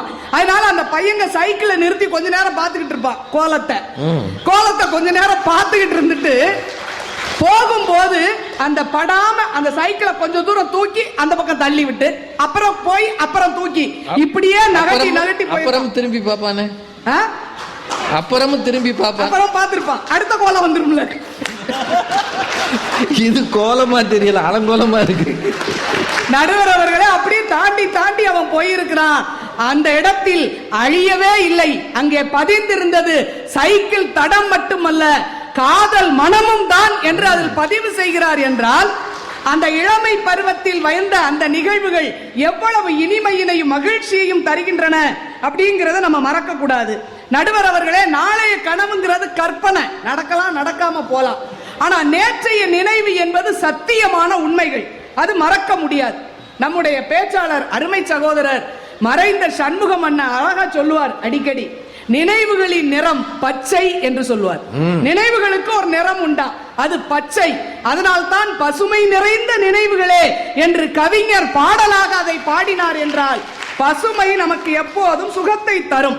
நடுவர் அவர்களே, அணில எல்லாரும் அழகா சொன்னாங்க, நம்ம படிக்கிற காலத்துல போட்டோ எல்லாம் எடுத்திருப்போம் இல்லையா, கூட்டம் கூட்டமா நண்பர்களாக நின்று. இப்ப டெய்லி எடுக்கிறோம். அந்த போட்டோ வாங்குறதுக்கு ஸ்டுடியோல கேமராமேன் அந்த போட்டோவை வாங்குறதுக்கு ஒரு 5 ரூபாயோ 10 ரூபாயோ கிடைக்கவே கிடைக்காது. வீட்டுல போராடி அழுது அடம் பிடிச்சு அந்த 7 ரூபா 10 ரூபாய் வாங்கி ஒரு போட்டோவை வச்சு வச்சு நம்ம ஆசையா பார்த்தோம். அது நமக்கு மகிழ்ச்சியை தந்தது. இன்னைக்கு 20,000 30,000 ரூபாய் போன்ல நீங்க டெய்லி எடுக்கிற செல்ஃபியை விட அந்த 5 ரூபாய் 10 ரூபாய் போட்டோவுக்கு இருந்த மதிப்பும் அழகும் இருக்கு பாருங்க. அதைத்தான் நாங்க நேற்றைய நினைவு என்று சொல்கின்றோம். நடுவர் அவர்களே, நீங்க தான் சொன்னீங்க, பேச ஆரம்பிக்கும் போது சொன்னீங்க, அந்த நினைவுகளை நினைப்பது என்பது அசை போடுவது போன்றது அப்படின்னு சொன்னீங்க. உண்மைதான், பசு அசை போடுவது போல அப்படின்னு. பசு அந்த தீனி போடும் போது பாத்தீங்கன்னா வேக வேகமா கடிச்சு சாப்பிடும். பசுவுக்கு போடுறாங்க இல்லையா, புல்லுகளெல்லாம் போடும் போது அது வேக வேகமா கடிச்சு சாப்பிடும். அப்படி சாப்பிடும் போது பசு முகம் சாதாரணமா இருக்கும். ஆனா கொஞ்ச நேரம் கழிச்சு ஒரு 11-12 மணிக்கு கீழே உட்கார்ந்து அதை அப்படியே அசை போட்டு அப்படியே நுரையா தள்ளி இருக்கும் போது பாருங்க, அது கண்களை அரை கண் மூடிக்கொண்டு சுகத்தோடு அந்த அசை போடுகின்ற வேலையை பார்க்கும். எப்போதுமே கனவை விட அந்த நினைவு என்ற அசை போடுதல் சுகத்தை தரும்ங்கிறத மறந்துடக்கூடாது. அதனால தான் கவியரசர் கண்ணதாசன் சொன்னார், காதலியே காதலியே உன்னை அணைத்துக் கொண்டிருப்பதை விட நினைத்துக் கொண்டிருப்பதில் தான் சுகமடின்னு சொன்னாருன்னா அந்த நினைவுக்கு இருக்கின்ற ஆற்றல் அப்படிப்பட்டதுன்னு நினைச்சிடக்கூடாது, மறந்துடக்கூடாது. நடுவர் அவர்களே, கல்யாணம் வருது இல்லையா, இந்த பிள்ளைகளுக்கு எல்லாம் கல்யாணம் ஆக வேண்டி இருக்கு. இந்த 20ல நடக்கிற கல்யாணம் இருக்கு பாருங்களேன், கல்யாணம் அது நமக்கு ஒரு பதட்டத்தை தான் கொடுக்கும். அப்படிதானே? நம்ம வாழ்க்கை எப்படி அமைய போகுதோ தெரியலையே, நம்ம போற இடம் எப்படி இருக்குமோ, வாங்கின கடன் எல்லாம் எப்படி அடைக்க போறோம். இந்த கல்யாணம் 20ல நடக்கிற கல்யாணம் பதட்டத்தை கொடுக்கும். ஆனா 60ஆம் கல்யாணம் ஒண்ணு நடக்குது பாருங்களேன், அப்ப பாட்டி தாத்தா 2 பேர் முகத்தையும் பாருங்க, மந்தகாசமான ஒரு சிரிப்பு இருக்கும். ஏன்? அவங்களுக்கு அந்த பழைய முதல்ல நடந்த அந்த திருமணம் நினைவுக்கு வருது. பல்லு இருக்காது, ஆனா அந்த திருமணத்தை நினைவு வச்சு நினைச்சு பார்ப்பாங்க. எப்படியா தாத்தாவை பாட்டி சொல்லுறாங்க, எப்படி கல்யாணத்தன்னைக்கு அந்த அக்னியில போடுறதுக்கு ஐயர் பொறி கையில கொடுத்தாரு, தாத்தா அக்னியில போடுறதுக்கு பதிலா வாயில போட்டாராம். அத பாட்டி சொல்லி காட்டி கிண்டல் பண்றாங்க, வாயில போட்டீங்களா ஐயா பதட்டத்துலன்னு.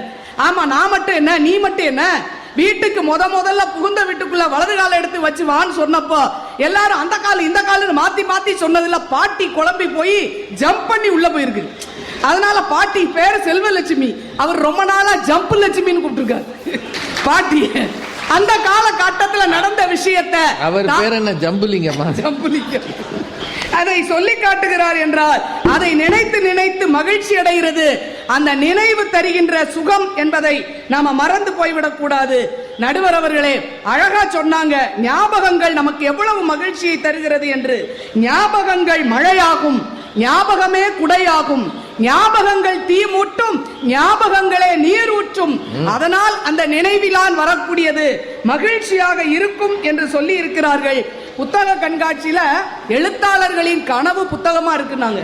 அது மட்டுமா இருக்கு, எவ்வளவு சுயசரிதைகள், வரலாற்று செய்திகள், கவிஞரினுடைய பழைய வாழ்க்கை வரலாறுகள், அவையெல்லாம் நினைவுகள் எல்லாம் பொக்கிஷங்களாக அங்கே இருப்பதை வாங்கி படித்துதான் நாம் வாழ்க்கைக்கான பாடங்களாக எடுத்துக்கொள்கிறோம் என்றால், நடுவர் அவர்களே, பறவைகள் தங்கள் தடயங்களே இல்லாமல் மறைந்து போகலாம், ஆனால் அவற்றின் எச்சங்கள் விழுந்த இடத்தில் மரம் உழைத்து விருட்சமாக வளர்வதை போல நம்முடைய நினைவுகளில் நம்முடைய பெரியவர்கள் அவர்கள் இல்லாமல் இருக்கலாம், ஆனால் அவர்களின் நினைவுகள் நம் மனதில் என்றும் மறையாமல் இருக்கின்றவைதான் நமக்கு நிறைந்த மகிழ்ச்சியை தருகின்றன. வாழ்க்கையில் மகிழ்ச்சியை தருவது நேற்றைய நினைவுகளே என்று சொல்லி வாய்ப்புக்கு நன்றி பாராட்டி விடைபெறுகிறேன். நன்றி, வணக்கம். நிறைய பேசிட்டாங்க. பாரதி மேடம் அடுத்து வரப்போறாங்கன்னு தெரிஞ்சும் பேசியிருக்காங்க. நானா இருந்தா இவ்வளவு பேசியிருக்க மாட்டேன் ஐயா. எனக்கெல்லாம் இந்த துணிச்சலே கிடையாது. நிறைவாக திருமதி பாரதி பாஸ்கர். வில்லங்கமான அணியிலிருந்து நான் இப்போது பேச வந்திருக்கிறேன். எனக்கு முன்னாலே பேசிய அன்பு தங்கை ரேவதி சுப்புலட்சுமி மதுரையிலேருந்து வந்திருக்காங்க. எனக்கே கொஞ்சம் சந்தேகமா இருந்தது, நடுவரும் அங்கிருந்து வந்ததுனால 2 பேரும் ஏதாவது கூட்டணி அமைச்சிருக்காங்களோ. இது எலெக்ஷன் வருஷம், அதில் எப்படியும் கூட்டணிகள் அமையலாம். அதில் எனக்கே கொஞ்சம் சந்தேகமா இருந்தது. ரேவதி அவங்களுக்கு தெரியாது, மதுரைக்காரங்களுக்கு தெரியாது மழைன்னா என்னன்னு, நமக்கு தான் தெரியும். நீங்க தான் மொத்த குத்தகை, நீங்க தூத்துக்குடி திருநெல்வேலி. டிசம்பர் 4, 5 அந்த நாளை நினைக்கிறப்போ நமக்கு ரொம்ப சந்தோஷமா இருக்கா? ஒரு நல்ல நினைவு இருக்கா அந்த நாளை பத்தி நமக்கு? நாம மறக்க விரும்புகிற நாட்கள் என்று நம் ஒவ்வொருவரின் வாழ்க்கையிலும் அநேக நாட்கள் உண்டு.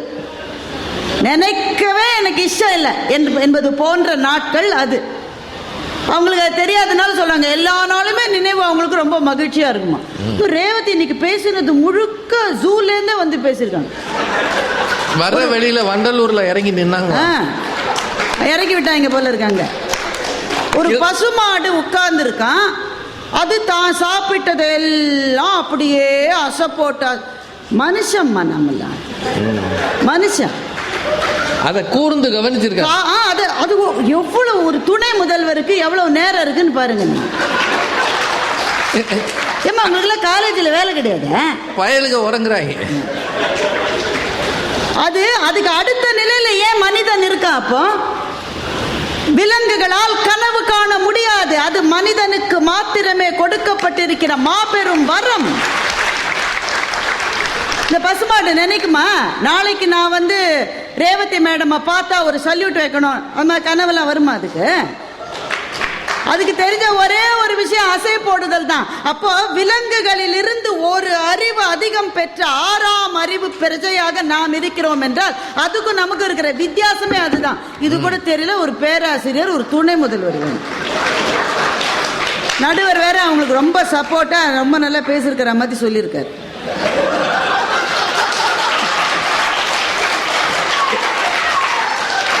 என்னடா என் பக்கம் திரும்பலையேன்னு பார்த்தேன்.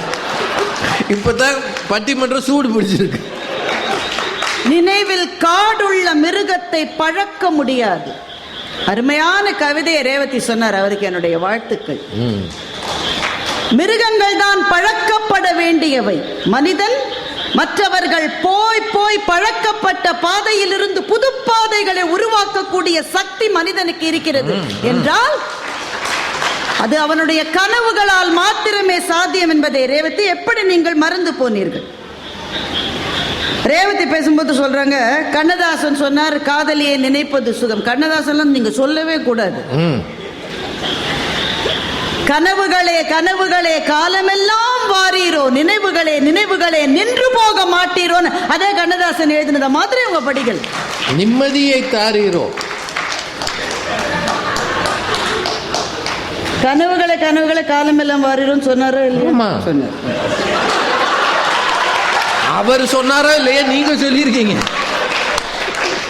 இல்ல, பேசினாலும் பொருத்தமா பேசணுங்க. மதுரைக்காரங்க ரொம்ப நல்ல.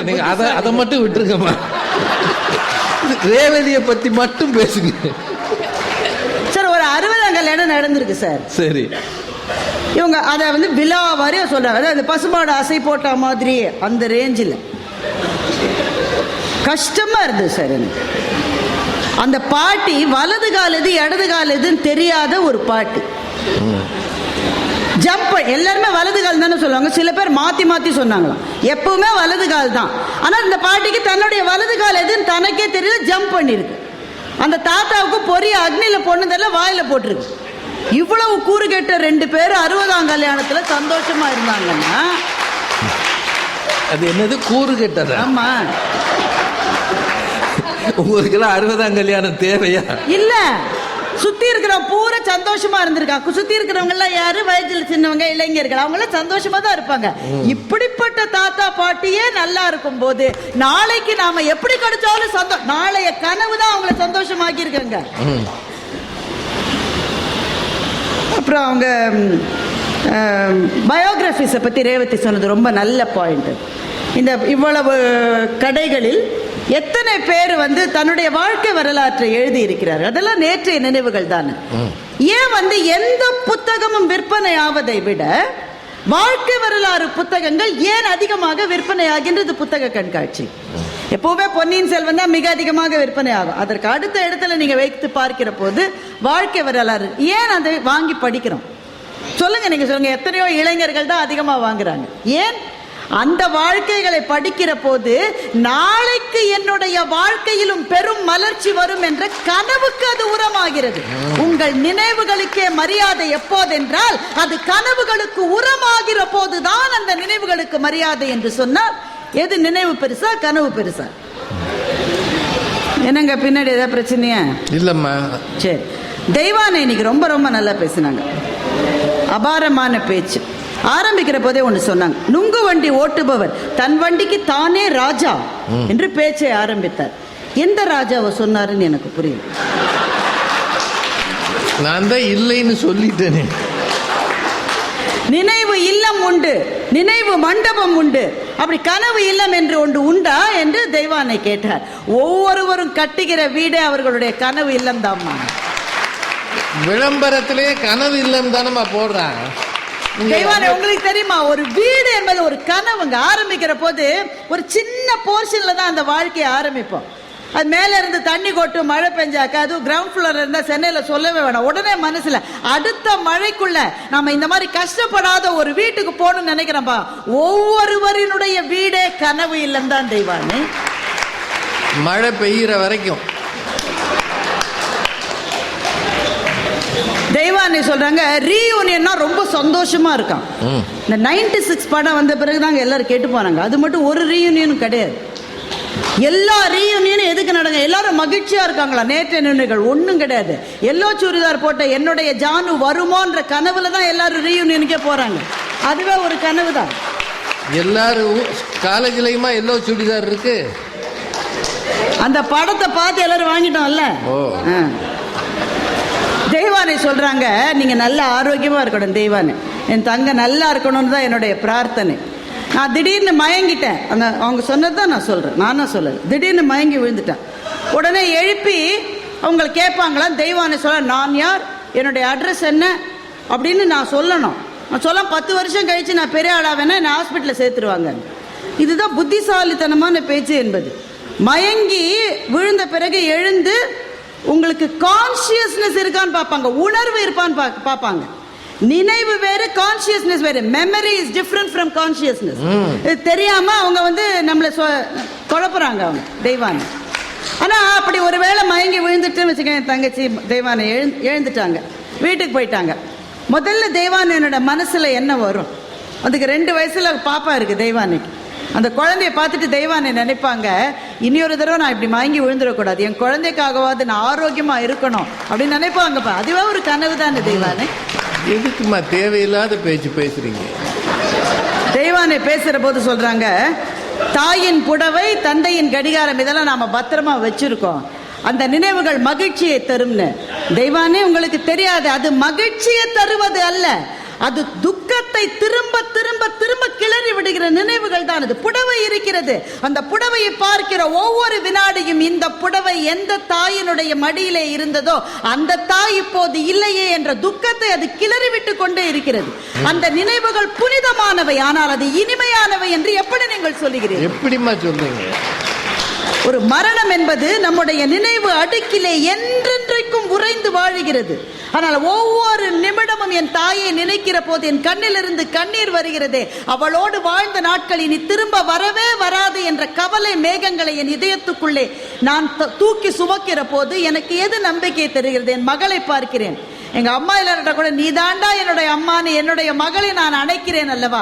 அந்த நாளைய கனவு தான் தொடர்ந்து வாழுவதற்கான ஒரு உத்வேகத்தை எனக்கு தருகிறது. என்றால் நினைவுகளில் ரொம்ப ரொம்ப கஷ்டமான நினைவுகள் உண்டு. அதனால்தான் சில சமயம் ராத்திரி தூக்கமே வரலைங்க, ரொம்ப கஷ்டமா இருக்கு, பழைய நினைவு வந்துகிட்டே இருக்குன்னா டாக்டர் சொல்லுவாங்க அதெல்லாம் மறந்துருங்க. மறதி ஒரு வரம் என்று எப்போது நாம் சொல்லுகிறோமோ, எப்போது ஒத்துக்கொள்கிறோமோ அப்போதே நினைவுகள் இனிமையை தரும் என்ற அந்த வாதத்தை இந்த அணியில் இருக்கிற 3 பேரை வாபஸ் வாங்கிக்கணும்.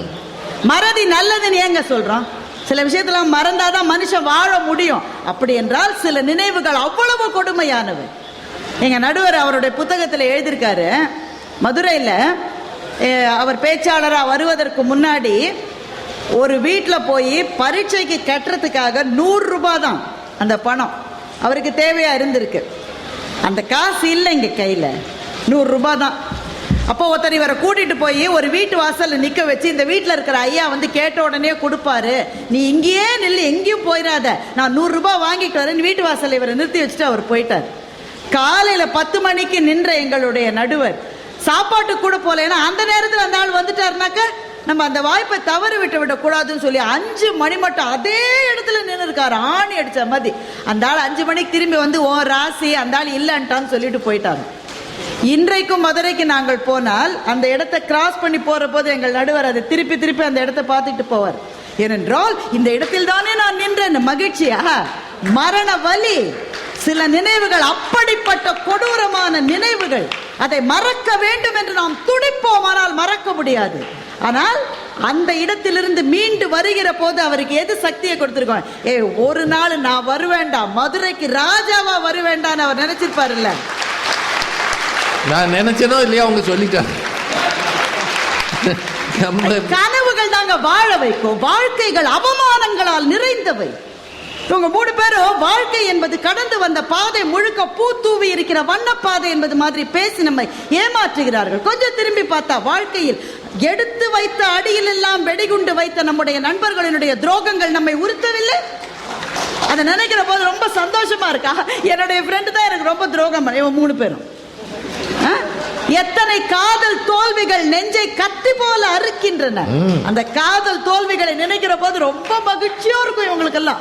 எத்தனை பிரேக்கப் அப்படி சொன்னாதான் தெரியும். நான் உனக்காக என் சந்தோஷங்களை எல்லாம் விட்டு கொடுத்தேன், நீ உன் சந்தோஷத்துக்காக என்னையே விட்டு கொடுத்தான்னு கவிதை எழுதினானே, அவனுடைய நெஞ்சில் பழைய நாள் ஞாபகங்கள் என்ன ரொம்ப மகிழ்ச்சியா. ஆனா அதையும் தாண்டி அவன் வாழறான். ஏன்? அவன் என்னை விட்டுட்டு போயிட்டா, ஆனா நாளைக்கு அதை விட சிறப்பா இன்னொரு பெண் எனக்கு மனைவியா வருவான்ற நம்பிக்கை தாங்க கனவுன்னு நாங்க சொல்றோம். தெய்வானை பேசுகிற போது சொன்னாங்க, நியூசிலாந்துல 21 வயதான அந்த ஒரு சிறு பெண் எம்பியா பதவி ஏற்றிருக்கிறார்கள். அந்த வீடியோவை நீங்க பாருங்க. அந்த மொழி நமக்கு புரியல, அவங்க என்ன சொல்றாங்கன்னு புரியல, ஆனா நமக்குள்ள அப்படிப்பட்ட ஒரு உத்வேகம் வருகிறது. முதன் முறையாக எம்பியாக எலெக்ட் ஆயிருக்கிற 21 வயது பெண் அந்த பார்லிமெண்ட்ல, நியூசிலாண்டினுடைய பார்லிமெண்ட்ல ஒரு 2 நிமிஷம் ஒரு பழங்குடியினருடைய பாடலை பாடுகிறார். மெய் சிலிர்க்கிறது. அது என்ன தெரியுமா? அது நேற்றைய நினைவுன்னு தெய்வானை சொல்றாங்க. அல்ல, 3 தலைமுறைகளாக ஒடுக்கப்பட்ட ஒரு இனத்தினுடைய கனவை அந்த பெண் நிறைவேற்றி இருக்கிறார். ஒடுக்கப்பட்ட இனம் நியூசிலாந்துல அவங்க மொழியை பேசிட்டு அவங்க நாட்டுல வாழறாங்க. வெளியிலிருந்து வந்தவர்கள் அவர்களுடைய இனத்தை ஒடுக்கி, அவர்களுடைய மொழியை ஒடுக்கி, அவங்க தலை நிமிர முடியாமல் கண்டவுடனே சுட்டுக் கொண்டிருக்கிறார்கள். ஒளிந்து ஒளிந்து வாழ்ந்த அந்த இனத்திலிருந்து ஒரு பெண் இன்றைக்கு எம்பியா வந்து நிற்கிற போது 3 தலைமுறை கண்ட கனவை அவள் நிறைவேற்றி இருக்கிறாளே, அந்த மகிழ்ச்சியை தான் உலகம் இன்றைக்கு கொண்டாடி கொண்டிருக்கிறது. தெய்வானை மறந்துட்டு பேசாது. இலக்கியத்தினுடைய படைப்புகள் எல்லாமே எழுத்தாளனுடைய கனவு என்று நான் சொல்லுவேன். 1921 மகாகவி பாரதி பாடுகின்றார், ஆடுவோமே பள்ளு பாடுவோமே ஆனந்த சுதந்திரம் அடைந்து விட்டோம் என்று. 47 கிடைச்ச சுதந்திரத்தை 21 கனவாய் கண்டு பாடிய மகாகவியை கொண்டாடி கொண்டிருக்கிற இந்த தலைமுறையில் கனவு சந்திர மண்டலத்தியல் கண்டு தெளிவோம்னு பாரதி 1920 பாடினார். இன்னைக்கு வீர முத்துவேல் அவர்களை தலைவராக கொண்ட சந்திரயான் மிஷன் போகிற போது ஒவ்வொரு இலக்கியவாதியும் ஒரு கனவை இந்த மண்ணிலே விதைத்து விட்டு செல்லுகின்றார். ஐ ஹாவ் a dream என்று பாடிய மார்ட்டின் லூதர் கிங் ஜூனியர் கருப்பின மக்களுக்கு இழைக்கப்பட்ட கொடுமைகளுக்காக அந்த பாடலை பாடிக்கொண்டு அவர்கள் அமெரிக்காவினுடைய வீதிகளிலே நடந்த போது ஒரு கனவை விதைத்து விட்டு சென்றார். ஒபாமா அமெரிக்காவினுடைய பிரசிடென்டாக வந்த போது அந்த பாடலை மொத்த அமெரிக்காவுமே பாடியது. ஏன்? விதைக்கப்பட்ட கனவு அன்றைக்கு முளைத்து வந்திருக்கிறது. கனவுகள் வைராக்கியமானவை. நாம் படுகிற அவமானங்கள், நம்முடைய வெற்றியை பொறுக்க முடியாதவர்கள், நமக்கு துரோகம் செய்தவர்கள், நீ எல்லாம் பெரிய அளவு வந்துருவனே நான் பார்க்கிறதை என்று சொன்னவர்கள் அத்தனை பேருக்கும் ஒவ்வொருவருக்கும் நின்று நின்று நின்று நின்று நம்மால் பதில் சொல்ல முடியாது. தோழர்களே, தோழிகளே, அவர்களுக்கு நாம் சொல்லக்கூடிய ஒரே பதில் அவர்கள் முன்னால் உயர்ந்து காட்டுவதுதான். அதை கனவு ஒன்றுதான் சாத்தியமாக்கும். ஒவ்வொரு அறிவியல் கண்டுபிடிப்புக்கும் பின்னாலே ஒரு கனவு தான் இருந்திருக்கிறது. இங்க ஸ்டூடெண்ட்ஸ் இருக்காங்களான்னு எனக்கு தெரியல, நிச்சயமா கெமிஸ்ட்ரியில் எல்லாரும் படிச்சிருப்பீங்க. பென்சீன் அதனை பற்றி படிச்சிருப்பீங்க, C6H6. அந்த பென்சீனுடைய வடிவமைப்பு எப்படி இருக்க போகிறதுன்னு தெரியாம பல்லாண்டுகளாக ஆகஸ்ட் கேக்குலே என்கின்ற விஞ்ஞானி ஆராய்ச்சி செய்து செய்து செய்து செய்து அதனுடைய ரிங் ஸ்ட்ரக்சர் அவரால் கண்டுபிடிக்க முடியல. அந்த ஆராய்ச்சியினுடைய களைப்பில் ஒரு 5 நிமிஷம் கண் அசந்த போது அவருடைய கனவுக்குள் ஒரு பாம்பு தன்னுடைய வாலை தானே கவ்விக்கொள்ளுகிற அந்த கனவு வந்தது. உடனேயே பென்சீன் என்பது வட்ட வடிவமாகத்தான் அதனுடைய ஸ்ட்ரக்சர் இருக்கும் என்று கண்டுபிடித்தார். என்றால் தூங்கும் போது அப்துல் கலாம் அதைத்தான் சொன்னார், தூக்கத்திலே வருவதல்ல கனவு, எது உன்னை தூங்க விடாமல் செய்கிறதோ அதுதான் கனவு என்று சொன்னார். போலியோ இல்லாத உலகமாக கிட்டத்தட்ட இந்த உலகம் ஆகிவிட்டது. ஆனா நீங்க உங்க அப்பா அம்மாட்ட கேட்டு பாருங்க, உங்க தாத்தா பாட்டிட்ட கேட்டு பாருங்க. அவர்கள் வாழ்ந்த காலத்தில் ஒவ்வொரு தெருவிலும் 10 பேராவது கால் விளங்காமல் போலியோவினால் பாதிக்கப்பட்டவர்கள் இருந்திருப்பார்கள். அந்த நிலைமையை கடந்து இன்றைக்கு வந்திருக்கிறோம் என்றால் ஜோனஸ் சாக் என்கின்ற விஞ்ஞானியினுடைய கனவு அது. கால் கை சரியாக இயங்குகிற மனிதர்கள் மாத்திரமே இந்த உலகத்தில் எதிர்காலத்தில் வாழ்வார்கள் என்பதை தன்னுடைய மிஷன் ஸ்டேட்மெண்டாக கனவாக அவர் எழுதி வைத்து அவர் கண்டுபிடித்ததுதான் போலியோ டிராப்ஸ். ஒவ்வொரு விஞ்ஞான கண்டுபிடிப்புக்கும் பின்னாலே கனவு இருக்கிறது. ஒவ்வொரு கலை படைப்புக்கும் பின்னால் கனவு இருக்கிறது. எழுத்தாளர் ஜெயமோகன் எழுதுகிறார், 2000, 3000, 4000 வருஷத்துக்கு முன்னால வாழ்ந்த மனிதன் குகை ஓவியங்களை செதுக்கிவிட்டு போயிருக்கிறான். அவனுக்கு என்ன மொழின்னு நமக்கு தெரியாது, அவன் என்ன பேசினான் நமக்கு தெரியாது, அவனுக்கு மொழி இருந்ததான்னு கூட தெரியாது. ஆனால் குகை ஓவியங்களை செதுக்கி விட்டு போயிருக்கிறார். அந்த குகை ஓவியங்களை நீங்கள் போய் பார்த்தால் எந்த நாட்டிலையும், நம்ம தர்மபுரியில இருக்கு, கர்நாடகாவில் இருக்கு, ஆப்பிரிக்கால இருக்கு, எங்க போய் பார்த்தாலும் குகை ஓவியங்கள் ஒன்றே போல் இருக்கின்றன. மனிதன் 20 அடிக்கு செதுக்கி இருக்காங்க. அவன் 6 அடி 7 அடி தானே இருந்திருப்பான் அவன். ஆனா 20 அடி மனித உருவங்களை செதுக்கி இருக்கிறார்கள். சுற்றிலும் எல்லா மிருகங்களையும் சின்ன சின்னதாக செதுக்கி இருக்கிறார்கள் என்றால் ஆதி மனிதனுடைய கனவே தன்னை தாக்க வருகிற விலங்குகளை விட தான் உயர்ந்து இருக்க வேண்டும் என்ற கனவைத்தான் அவர்கள் குகை ஓவியங்களாக செதுக்கி இருக்கிறார்கள். அப்ப கலைக்கு பின்னால் இருப்பது கனவு. ஒரு விளையாட்டு வீரனுடைய வெற்றிக்கு பின்னால் இருப்பது கனவு. அதைத்தான் சொல்லுகிறார்கள், ட்ரீம் பிக். உனக்கு வருகிற தடைகளை நீ நினைக்க ஆரம்பித்தாலே தோல்விக்கான ஆரம்பம் அது. இந்த தடைகளை தாண்டி நான் முன்னேறுவேன் என்று எவன் நிற்கிறானோ அவனுக்கு தான் வெற்றி கிடைக்கும் என்றால் ஒவ்வொரு விளையாட்டு வெற்றிக்கு பிறகும் இருப்பது கனவு. ஒவ்வொரு இலக்கியத்துக்கும் பின்னால் இருப்பது கனவு. எங்கேயோ இருந்த மானுட சமூகம் இந்த அளவு எழுந்து வந்திருப்பதற்கு பின்னால் பல பேரனுடைய கனவுதான் இருக்கிறது என்று சொன்னால், இவ்வளவு பெரிய விஷயத்தை நாங்கள் பேசிக்கிட்டு இருக்கோம். ஒரு சின்ன பிள்ளைய முதல் பேச்சாளராக போட்டு, சின்ன பிள்ளையா? ஆமா, வழக்கறிஞர் அவரு பெரிய ஆளு. வழக்கறிஞருக்கு ரொம்ப வழக்கங்க. ஆனா இன்னமும் நுங்கு வண்டி ஓட்டிக்கிட்டு ஐஸ் ஃப்ரூட்டை சாப்பிட்டுக்கிட்டு கேஸ் கிடைக்கலன்னா என்ன செய்வாரு? கேஸ் கிடைக்கலன்னா அவருடைய பேச்சுல என்ன அதெல்லாம் சொல்லிட்டு இருந்தாரு. அதெல்லாம் அந்த வயசுல தான் நல்லா இருக்கும் தம்பி. இப்ப கல்யாணம் ஆயிடுச்சு உங்களுக்கு இல்ல, இது சொல்லாதீங்க. கொஞ்சம் நெஞ்சம் கூட பொண்ணு கிடைக்காது, முன்னாடியே பொண்ணு கிடைக்கல. நம்முடைய திருமண ஊர்வலத்தை நொங்கு வண்டியோடு தொடர்ந்து. ஆமா, ஒரு பொண்ணு ஒத்துக்க மாட்டான். நான் எதிர்காலத்தில் எப்படி இருப்பேன் என்ற நம்பிக்கை தானே உங்களை வழக்கறிஞர் ஆக்கியது. அவர் பேசி முடிக்கிற போது சொன்னாரு, அடுத்த வருஷம் நீங்க வந்து நினைப்பீங்களாமா இங்க வந்து அவர் பேசினாரு, அருண் பேசினாரு. அதுவே ஒரு கனவு தானே தம்பி. உங்களுடைய கனவை தானே இந்த மேடையிலே விதைத்து விட்டு சென்றிருக்கிறீர்கள்.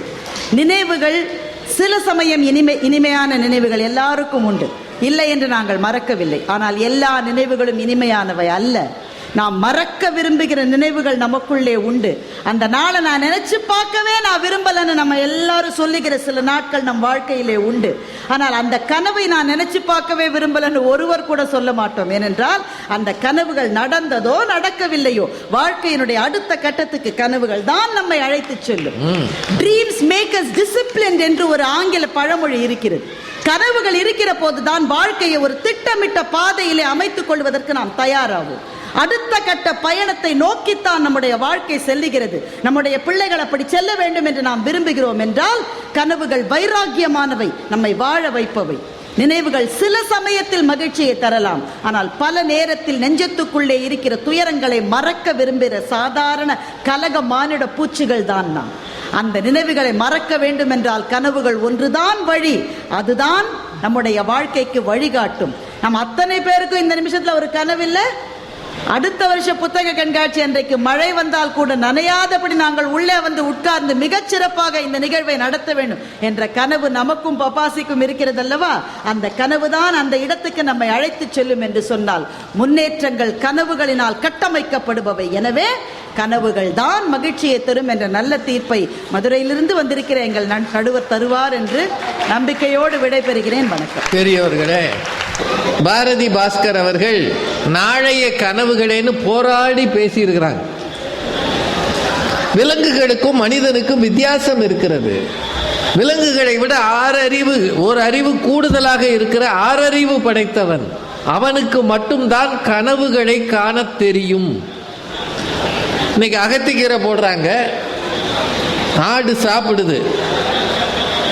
நாளைக்கும் எனக்கு அகத்திக்கீரை போடுவார்கள் நம்புமா? அது இல்லை கனவு காணுமா? நாளை காலையில் அதை குர்பானி ஆக்கியிருப்பான், இல்லை பிரியாணி ஆக்கியிருப்பான் இல்லையா? விலங்குகள் வேறு, மனிதன் வேறு. அவனுக்கு நினைவுகளை அசை போடவும் தெரியும், விண்ணில் கால் பதிக்க கனவு காணவும் தெரியும் அப்படின்னு ரொம்ப நிறைவா பேசியிருக்கிறாங்க. எல்லார் சார்பாகவும் பாரதி பாஸ்கர் அவர்களுக்கு பாராட்டுகள், நன்றி.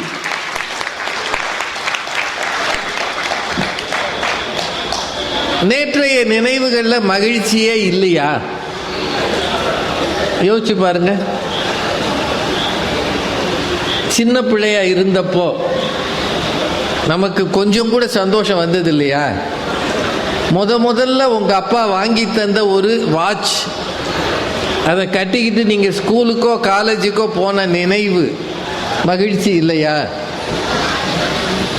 முதல்ல உங்களுக்கு கிடைத்த 100க்கு 100 கணக்குல அது கிடைச்ச உடனே உங்க அப்பா சொல்றாரு, உங்க அம்மாவே சொல்றாங்க, இந்த குடும்பத்துல யாருக்குமே கணக்கு வராது, அத்தனையும் மக்கு, நீ தாண்டா 100 வாங்கியிருக்க அப்படின்னு சொன்ன உடனே நமக்கு ஒரு படு சந்தோஷம். இந்த பரம்பரையிலேயே அறிவாளி நான் தான் நினைச்சது இல்லையா?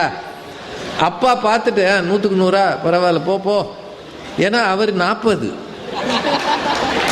அதனால அவர் பாராட்ட மனம் இல்லைனாலும் ஒரு மனசுக்குள்ள மகிழ்ந்திருப்பாருன்னு நமக்கு தெரிஞ்சது இல்லையா? என்னங்க இதெல்லாம் சந்தோஷம் இருந்தது இல்லையா? சின்ன குழந்தையா இருக்கும்போது உங்களை கூட்டிகிட்டு போய் ஒரு சுற்றுலாவுக்கு உங்கள் பெற்றோர் கூட்டிகிட்டு போய் ஊட்டியோ கொடைக்கானலோ நல்ல குளிரில் அப்படியே நடுங்கும் போது அம்மா பக்கத்தில் வந்து அந்த சேலையோடு சேர்த்து அணைச்சிக்கிட்டு, குளிராதுடா என் கூட இரு, முதலே சொன்னேன் உங்கள் அப்பா கிட்ட சொட்டர் வாங்கிட்டு வான்னு, இந்த ஆளுக்கு அவ்வளோ அறிவு ஏது, நான் தாண்டா உனக்கு சொட்டர் மாதிரி என் கூட நல்லா இறுக்கமாக கட்டிக்கடானா அந்த கதகதப்புல அவன் மகிழ்ந்தானே, குளிர் போனதே, அந்த நினைவு மகிழ்ச்சி தரலையா? தரலையா? ஒரு டீனேஜ் வந்த பிறகு கோலம் போடுற அந்த அழகை பார்க்க போன பையன் கோலத்தை தான் பார்க்க போனான். அவன் இந்த பக்கம் பார்க்க, அந்நேரம் கோலம் போட்ட பொண்ணு தற்செயலா அவனை பார்க்க, 2 பேர் மனசுலையும் எந்த எண்ணமும் கிடையாது. அந்த பொண்ணு கோலத்தை ஒருத்தன் பார்க்கறானேன்னு பார்த்தது, கோலம் நல்லா இருக்கேன்னு அவன் பார்த்தான். காலம் செய்த கோலம், 2 கண்ணும் ஒன்னாயிடுச்சு, இருவரும் மாறி புக்கு இதயம் எய்தின, கண்ணோடு கண்ணினை நோக்க ஒன்னு கவ்விருச்சு. 60ஆம் கல்யாணத்துல கூட ஒருவேளை அவரோட அதிர்ஷ்டம் அல்லது துரதிர்ஷ்டம் அந்த பொண்ணையே கட்டியிருந்தான்னு வைங்க, 60ஆம் கல்யாணத்துல கூட அவன் எதை நினைப்பான்றீங்க? நீ ஒவ்வொரு நாளும் கோலம் போடும் போதும் உன்னை பார்த்தேன் பாரு, அதுதான் எனக்கு ஞாபகம் வருதுன்னு நினைப்பானா நினைக்க மாட்டானா? என்னங்க உங்களுக்கெல்லாம் அந்த கோலமே பார்த்தது இல்லையா? முதல் சந்திப்பு, முதல் பார்வை, முதல்ல காதலிச்சு அந்த பொண்ணை கூட்டிட்டு போன கோயில் அல்லது ஒரு ரெஸ்டாரண்ட், 2 பேரும் ஒரு கோக் வாங்கி 2 ஸ்ட்ரா போட்டு உறிஞ்சினது, ஒரு ஐஸ்கிரீமை மாறி மாறி சாப்பிட்டது, எல்லாத்துக்கும் மேல 1000 சண்டை போட்டாலும் அவங்க வீட்டில் கல்யாணத்துக்கு ஒத்துக்கிட்டது, வெட்டி பிடுவேன் குத்தி பிடுவேன் அவங்க அப்பா தெருவெல்லாம் உருண்டு கரண்டு, அவன் எனக்கு மகனே கிடையாது, நான் சொல்ற பொண்ணை தான் கட்டணும், கண்டவளை இழுத்துட்டு வந்தானா காலை நறுக்கிடுவேன்னு சொன்னவர் தொலைஞ்சு போடார். அவர் சொன்னது தொலைஞ்சு போடான்னு தான் சொன்னார். ஆனா அதுல தான் அவனுக்கு வாழ்க்கையே வந்ததுன்னா அந்த சந்தோஷம் இருக்குமா இருக்காதா? இதெல்லாம் பழைய நினைவுகள்ங்க, நேற்றைய நினைவுகள். எந்த காலத்திலேயே அது சந்தோஷம் இருக்கும். திருமணத்து அன்னைக்கு அந்த அம்மாவை முதல்ல இந்த திருமாங்கல்யம் அணிவித்தது, 2 பேரும் அக்கினி வலம் வந்தது, போட்டோவுக்கு போஸ் கொடுத்தது, அந்த பொண்ணு அழகா சிரிச்சு நம்ம அசிங்கமா மூஞ்ச வச்சது, கல்யாணத்து அன்னைக்கு எல்லாரும் சாப்பிட்டு போய் பொண்ணு மாப்பிள்ளைக்கு சோறு இல்லாம விட்டது, 1000 பேர் வந்தாங்களே 1 லட்சம் ரூபா மொய் வந்திருக்குன்னு அப்பா கணக்கு பார்க்கையில் 50 60 அத்தனை பேர் எழுதிட்டு போய் மொத்தமே 50,000 தான் நின்னது. இதெல்லாம் நினைவுல இருக்குமா இல்லையா? இது எல்லாத்தை விட ஒரு ஆபத்திலிருந்து தப்பித்தது, ஒரு நெருக்கடியிலிருந்து மீண்டது, நெருக்கடி வந்துருச்சு, அதுல இருந்து மீண்டது. இதெல்லாம் நமக்கு சந்தோஷம் தானுங்க. நேற்றைய நினைவுகள் நிரந்தரமானவை, நாளைய கனவுகள் நிச்சயமற்றவைன்னு இந்த அணி சொன்னதுல என்னங்க தப்பு? என்னங்க?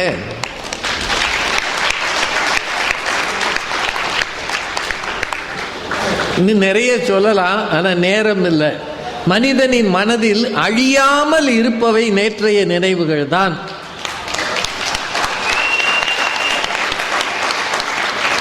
அது நிரந்தரம். ஏன்னா அது திரும்ப இப்போ 2023 நம்ம போக முடியாது, திரும்ப டிசம்பர் 4, 5 போக முடியாது. பாரதி மேடம் என்ன கேட்குறாங்க, அந்த நாளை திரும்ப நினைப்பியா? என்னங்க, ஒரு ஆள் மட்டத்துக்கு தண்ணி, ஒரு ஆள் உயரத்துக்கு தண்ணி, 5 நாள் கரண்ட் கிடையாது, பால் கிடையாது. இந்த வீட்டில் இருக்கிறவன் அந்த வீட்டை பார்க்குறான், அந்த வீட்டில் இருக்கிறவன் இந்த வீட்டை பார்க்குறான். ஒரு நாளைக்கு 10 தடவை ஓடுன பிள்ளைகள்லாம் ஒன்றும் நிற்காமல் உட்காந்துருக்கு. திரும்ப யோசிச்சு பார்ப்பீங்களா அந்த நாளை? அப்போ நாம் என்ன செய்கிறோம்? சில நினைவுகளை மறக்க நினைக்கிறோம்.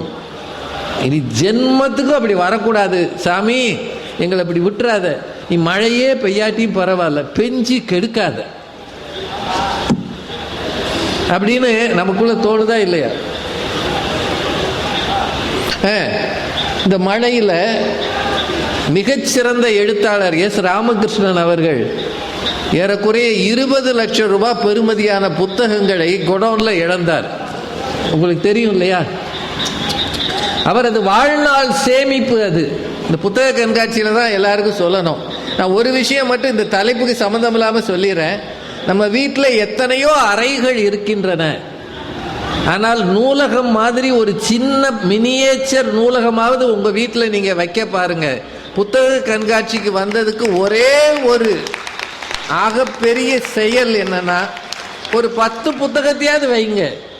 நீங்க எந்த சமயம் சார்ந்து இருக்கிறீர்களோ அந்த சமய புத்தகங்களை, வேதங்களை, குரான, பைபிளை, திருவாசகத்தை, எதையோ ஒன்று வாங்கி வைங்க. அது தவிர சிறு குழந்தைகளுக்கான இலக்கியம், ஒரு பாரதியார் கவிதை, ஒரு திருக்குறள் நூல், அதுக்கான உரை நூல், சமகாலத்தில் வந்திருக்கிற கவிதை புத்தகங்கள், மிகச்சிறந்த எழுத்தாளர்கள் ஜெயமோகன் மாதிரி, எஸ்ரா மாதிரி எத்தனையோ பேர் இருக்காங்க. சாரு நிவேதிதா பழுப்பு நிற பக்கங்கள்னு ஒரு புத்தகம் எழுதியிருக்கிறார். ஒரு 3-4 தொகுதி இருக்கு. அந்த புத்தகங்கள்லாம் தயவு செய்து வாங்கி வாசிங்க. எத்தனையோ பேரை பற்றி அறிமுகம் அதில் இருக்கு. வாசிக்க வாசிக்க கீழே வைக்க தோணாது பழுப்பு நிற பக்கங்கள். இதெல்லாம் வாங்கி வாசிங்க, வீட்டில் வாசிங்க. உங்க வீட்டில் பூஜை அறை இருப்பது போலவே புத்தக அறையும் இருக்க வேண்டும். அதுதான் புத்தக கண்காட்சிக்கு நீங்கள் வந்ததற்கான ஒரு பலன் என்று தயவாக சொல்லிக் கொள்கிறேன். இப்போ தலைப்புக்குள்ள வந்துடலாம். இப்போ நேற்றைய நினைவுகளில் கசப்பானவை உண்டு. பாரதி மேடம் என்னோட இதை சொன்னாங்க. நான் கஞ்சி இல்லாமல் காசு இல்லாமல் நின்ன கதையை சொன்னாங்க. ஏங்க கத்திட்டே கிடக்காங்க? ஏன் யாராவது பேசணும்னா மேடைக்கு வாங்க ஐயா. நாங்கள் இல்லை, இது வியாபாரம் நடக்குதாங்க, கொஞ்சம் அமைதியாக இருங்க ஐயா, முடிச்சிருவோம். காவல்துறை இல்லாமல் நமக்கு அமைதியாக இருக்கிறதே இல்லை. அவங்க தான் எத்தனையோ கண்ட்ரோல் பண்ணுவாங்க. அது பாரதி மேடம் சொன்னது உண்மைதான். ரொம்ப கஷ்டத்தில் நான் வாழ்ந்து இருக்கிறேன் சின்ன வயசில். ஒரு தடவை கூட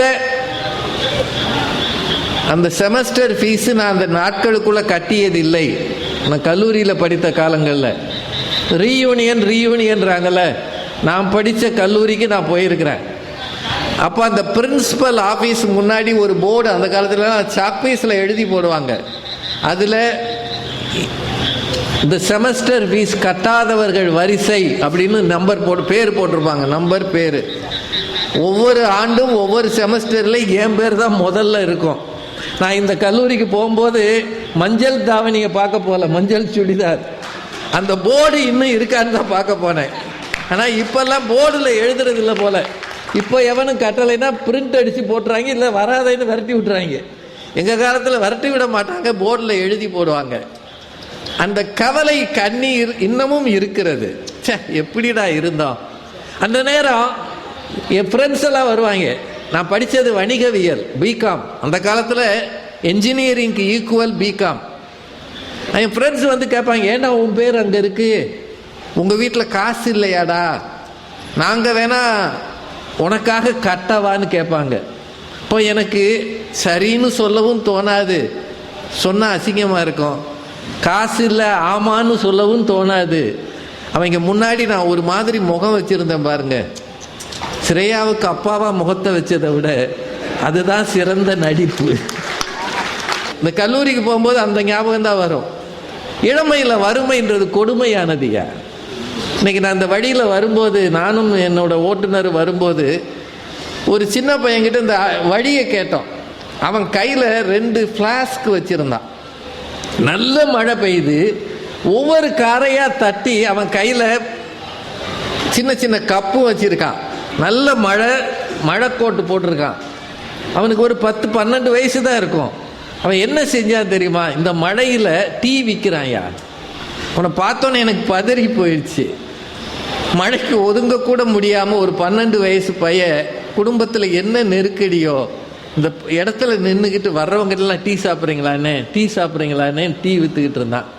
அந்த வறுமையை அவன் பின்னாடி பெரிய ஆளானா அதை நினச்சி பார்ப்பான். சொல்கிறீங்க, நினச்சி மறக்க நினைப்பான் இல்லையா? உண்மையா இல்லையா? எனக்கு பதறிடுச்சு. எடா பாவி, இந்த மழையில் ஒதுங்காமல் படிக்கிற வயசில் டீ விற்கிறையடா. இந்த கார் ஒன்று எங்கள் காரையும் தட்டி கேட்டான், உங்களுக்கு டீ வேணுமான்னு சொல்லி. இளமையில் வறுமை என்பது கொடுமையானது. நாம் செய்த பிளண்டர்ஸ், நாம் இளமை காலத்தில் சின்ன வயசில் செய்த திருட்டுகள், செய்த சிலுமிஷங்கள், செய்த தவறுகள், கல்லூரியில் மற்றவர்கள் முன்னாடி நடந்து கொண்ட விதம், எதிர்த்து பேசியது. ஏன் எல்லாத்தையும் விடுங்க, உங்கள் அப்பா இப்போ இல்லைன்னு வச்சுக்கோங்க, உங்கள் அப்பாவை ஒரு நாள் நீங்கள் தூக்கி எறிஞ்சு பேசியிருப்பீங்கல்ல, நீலாம் ஒரு அப்பனாயா, நீலாம் எதுக்கியா பிள்ளைய பற்ற, ஏதோ ஒரு கோபத்தில். இப்போ அப்பா இல்லைன்னு உடனே நினச்சி பார்த்தா, நான் அப்படி பேசியிருக்கக்கூடாது, மன்னிப்பு கேட்கணும்னு தோணுது, எங்கள் அப்பா இல்லையே என்று ஒரு கவலை வருதா வரலையா? அப்படின்னா நேற்றைய நினைவுகள் சில மகிழ்ச்சி தருகின்றன, சில ரணமாக கிடக்கிறது. கேவலமாக நமக்கே தோன்று, நான் ஒரு மனுஷனே இல்லை என்று சொல்ல தோன்றுகிறது. என்றால் நேற்றைய நினைவுகள் முழுக்க மகிழ்ச்சி இல்லை என்று இவர்கள் சொல்வதில் உண்மை இருக்கிறதா இல்லையா? ஒன்னே ஒண்ணுதாங்க, முடிச்சிடலாம். கனவுகள் யாரும் அபத்தமா காண்றதில்லை. யாராவது கனவு காணுவாங்களா? அடுத்த முறை நான் இங்கே வந்தாலும் மழை பெய்யணும்னு, இல்லை வலிக்கு விழுந்தவன் நாளைக்கும் நான் வலிக்கு விழணும்னு கனவு காணுவானா? கனவுகளில் எப்போதுமே உத்வேகம் இருக்கும், எதிர்காலத்தை பற்றிய தன்னம்பிக்கை இருக்கும், சாதிக்க வேண்டும் என்ற வெறி இருக்கும். அது எப்போவுமே பாசிட்டிவாக தான் இருக்கும். ஒரு நாளும் நெகட்டிவாக கனவு காண்றது இல்லை. இது எலெக்ஷன் வருஷம், எந்த கட்சியாவது தோத்து போவோம்னா கனவு காணும்? என்னங்க, அவ்வளவு பேர் நான் தான் ஜெயிப்பேன் நான் தான் ஜெயிப்பேன் தானே கனவு காணுவாங்க. ஜெயிக்கிறானோ இல்லையோ. இன்னைக்கு குளோபல் இன்வெஸ்டர்ஸ் மீட்டா ஜிம் நடந்தது. வருங்காலத்தில் உலகத்தில் இருக்கிற அத்தனை தொழில்துறையை சார்ந்தவர்களும் தமிழ்நாட்டில் வந்து முதலீடு செய்யணும்னு அரசாங்கம் கனவு கண்டு கொண்டு வந்து அவர்களோட MOU சைன் பண்ணுது. அப்படின்னா எதிர்காலத்தில் 1 ட்ரில்லியன் எக்கானமியாக தமிழகம் மாற வேண்டும் என்ற கனவு காண்பதால் தான் குளோபல் இன்வெஸ்டர்ஸ் மீட்டே இன்னைக்கு நடந்திருக்கு. பாத்தீங்களா இல்லையா? நம்ம இந்தியாவை பற்றி என்ன கனவு காண்கிறார்கள்? பாரத பிரதமர் என்ன சொல்றார்? 2047 இந்தியா தன்னிறைவு பெற்ற நாடாக இருக்கும் அப்படின்னு ஒரு கனவு காணுகிறார். அப்படின்னா வழி நடத்துகிறவர்கள், வாழுகிறவர்கள், உங்க பிள்ளைகளை எப்படி வளர்ப்பீங்க? கையில தூக்கி வச்சு, டேய் நீ பிறந்தப்போ ஆஸ்பத்திரிக்கு பணம் கட்ட முடியாம இருந்தண்டா, அப்படியா சொல்லுவார்? அப்பா நீ டாக்டர் ஆகணும்டா, இன்ஜினியர் ஆகணும்டா, எதுவுமே ஆகாட்டியும் அப்பா அம்மாவுக்கு நல்ல பிள்ளையா மனுஷன் ஆகணும்டான்னு சொல்லித்தானங்க வளர்க்கிறோம். ஒவ்வொரு வருஷமும் தொடங்கும் போது சிவகுமார் சொன்னாரு, 2024 புத்தாண்டு பொங்கல் வாழ்த்துகள்னு. வாழ்த்துகள் அப்படின்னு சொல்றதே நாளைய கனவு தானையா. Wish you a happy prosperous new year. அது என்னது? அது அந்த வாழ்த்து என்பதே கனவு தானே. காலில் விழும்போது தூக்கிவிட்டு 16 பெத்து பெருவாழ்வு வாழ்ந்த வாழ்த்தே ஒரு அந்த பிள்ளைகள் மனத்தில் விதைக்கிற கனவு தானே. அப்படின்னா வாழ்க வளமுடன், அதுவும் ஒரு நல்ல வார்த்தை தானே. அதனால நினைவுகள் இருந்து விட்டு போகட்டும். நினைவுகளில் முரண்கள் உண்டு, சில முட்டாள்தனங்களும் உண்டு, நாம் செய்த பாவங்களும் உண்டு, பரிகாரம் தேட முடியாத தவறுகளும் உண்டு. ஆனால் கனவுகள் எப்போதும் நம்மை உயர்த்தும். இப்போது இருக்கிறதை விட ஒருபடி மேலாக இன்னும் உயரத்து போ, இன்னும் உயரப்போ. சந்திரயான்லேருந்து ககன்யான் வரைக்கும் யோசிக்கிறோன்னா இதுதான் கனவு. நல்ல கனவுகளை விதையுங்கள், அவை மிக அதிக பலன்களை தரும். பிள்ளைகளிடம் தேவையற்ற செய்திகளை சொல்லாமல் அவர்கள் எதிர்காலத்துக்கான பாதையை காட்டுங்கள். அவர்கள் பின்பற்றி பயணிப்பார்கள். மகிழ்ச்சி தருவது எனக்கென்னவோ நேற்றைய நினைவுகளை விட நாளைய கனவுகள் தான் என்று சொல்லி உங்கள் அத்தனை பேருக்கு வாழ்த்து சொல்லி வணங்கி விடைபெறுகிறேன். நன்றி, வணக்கம்.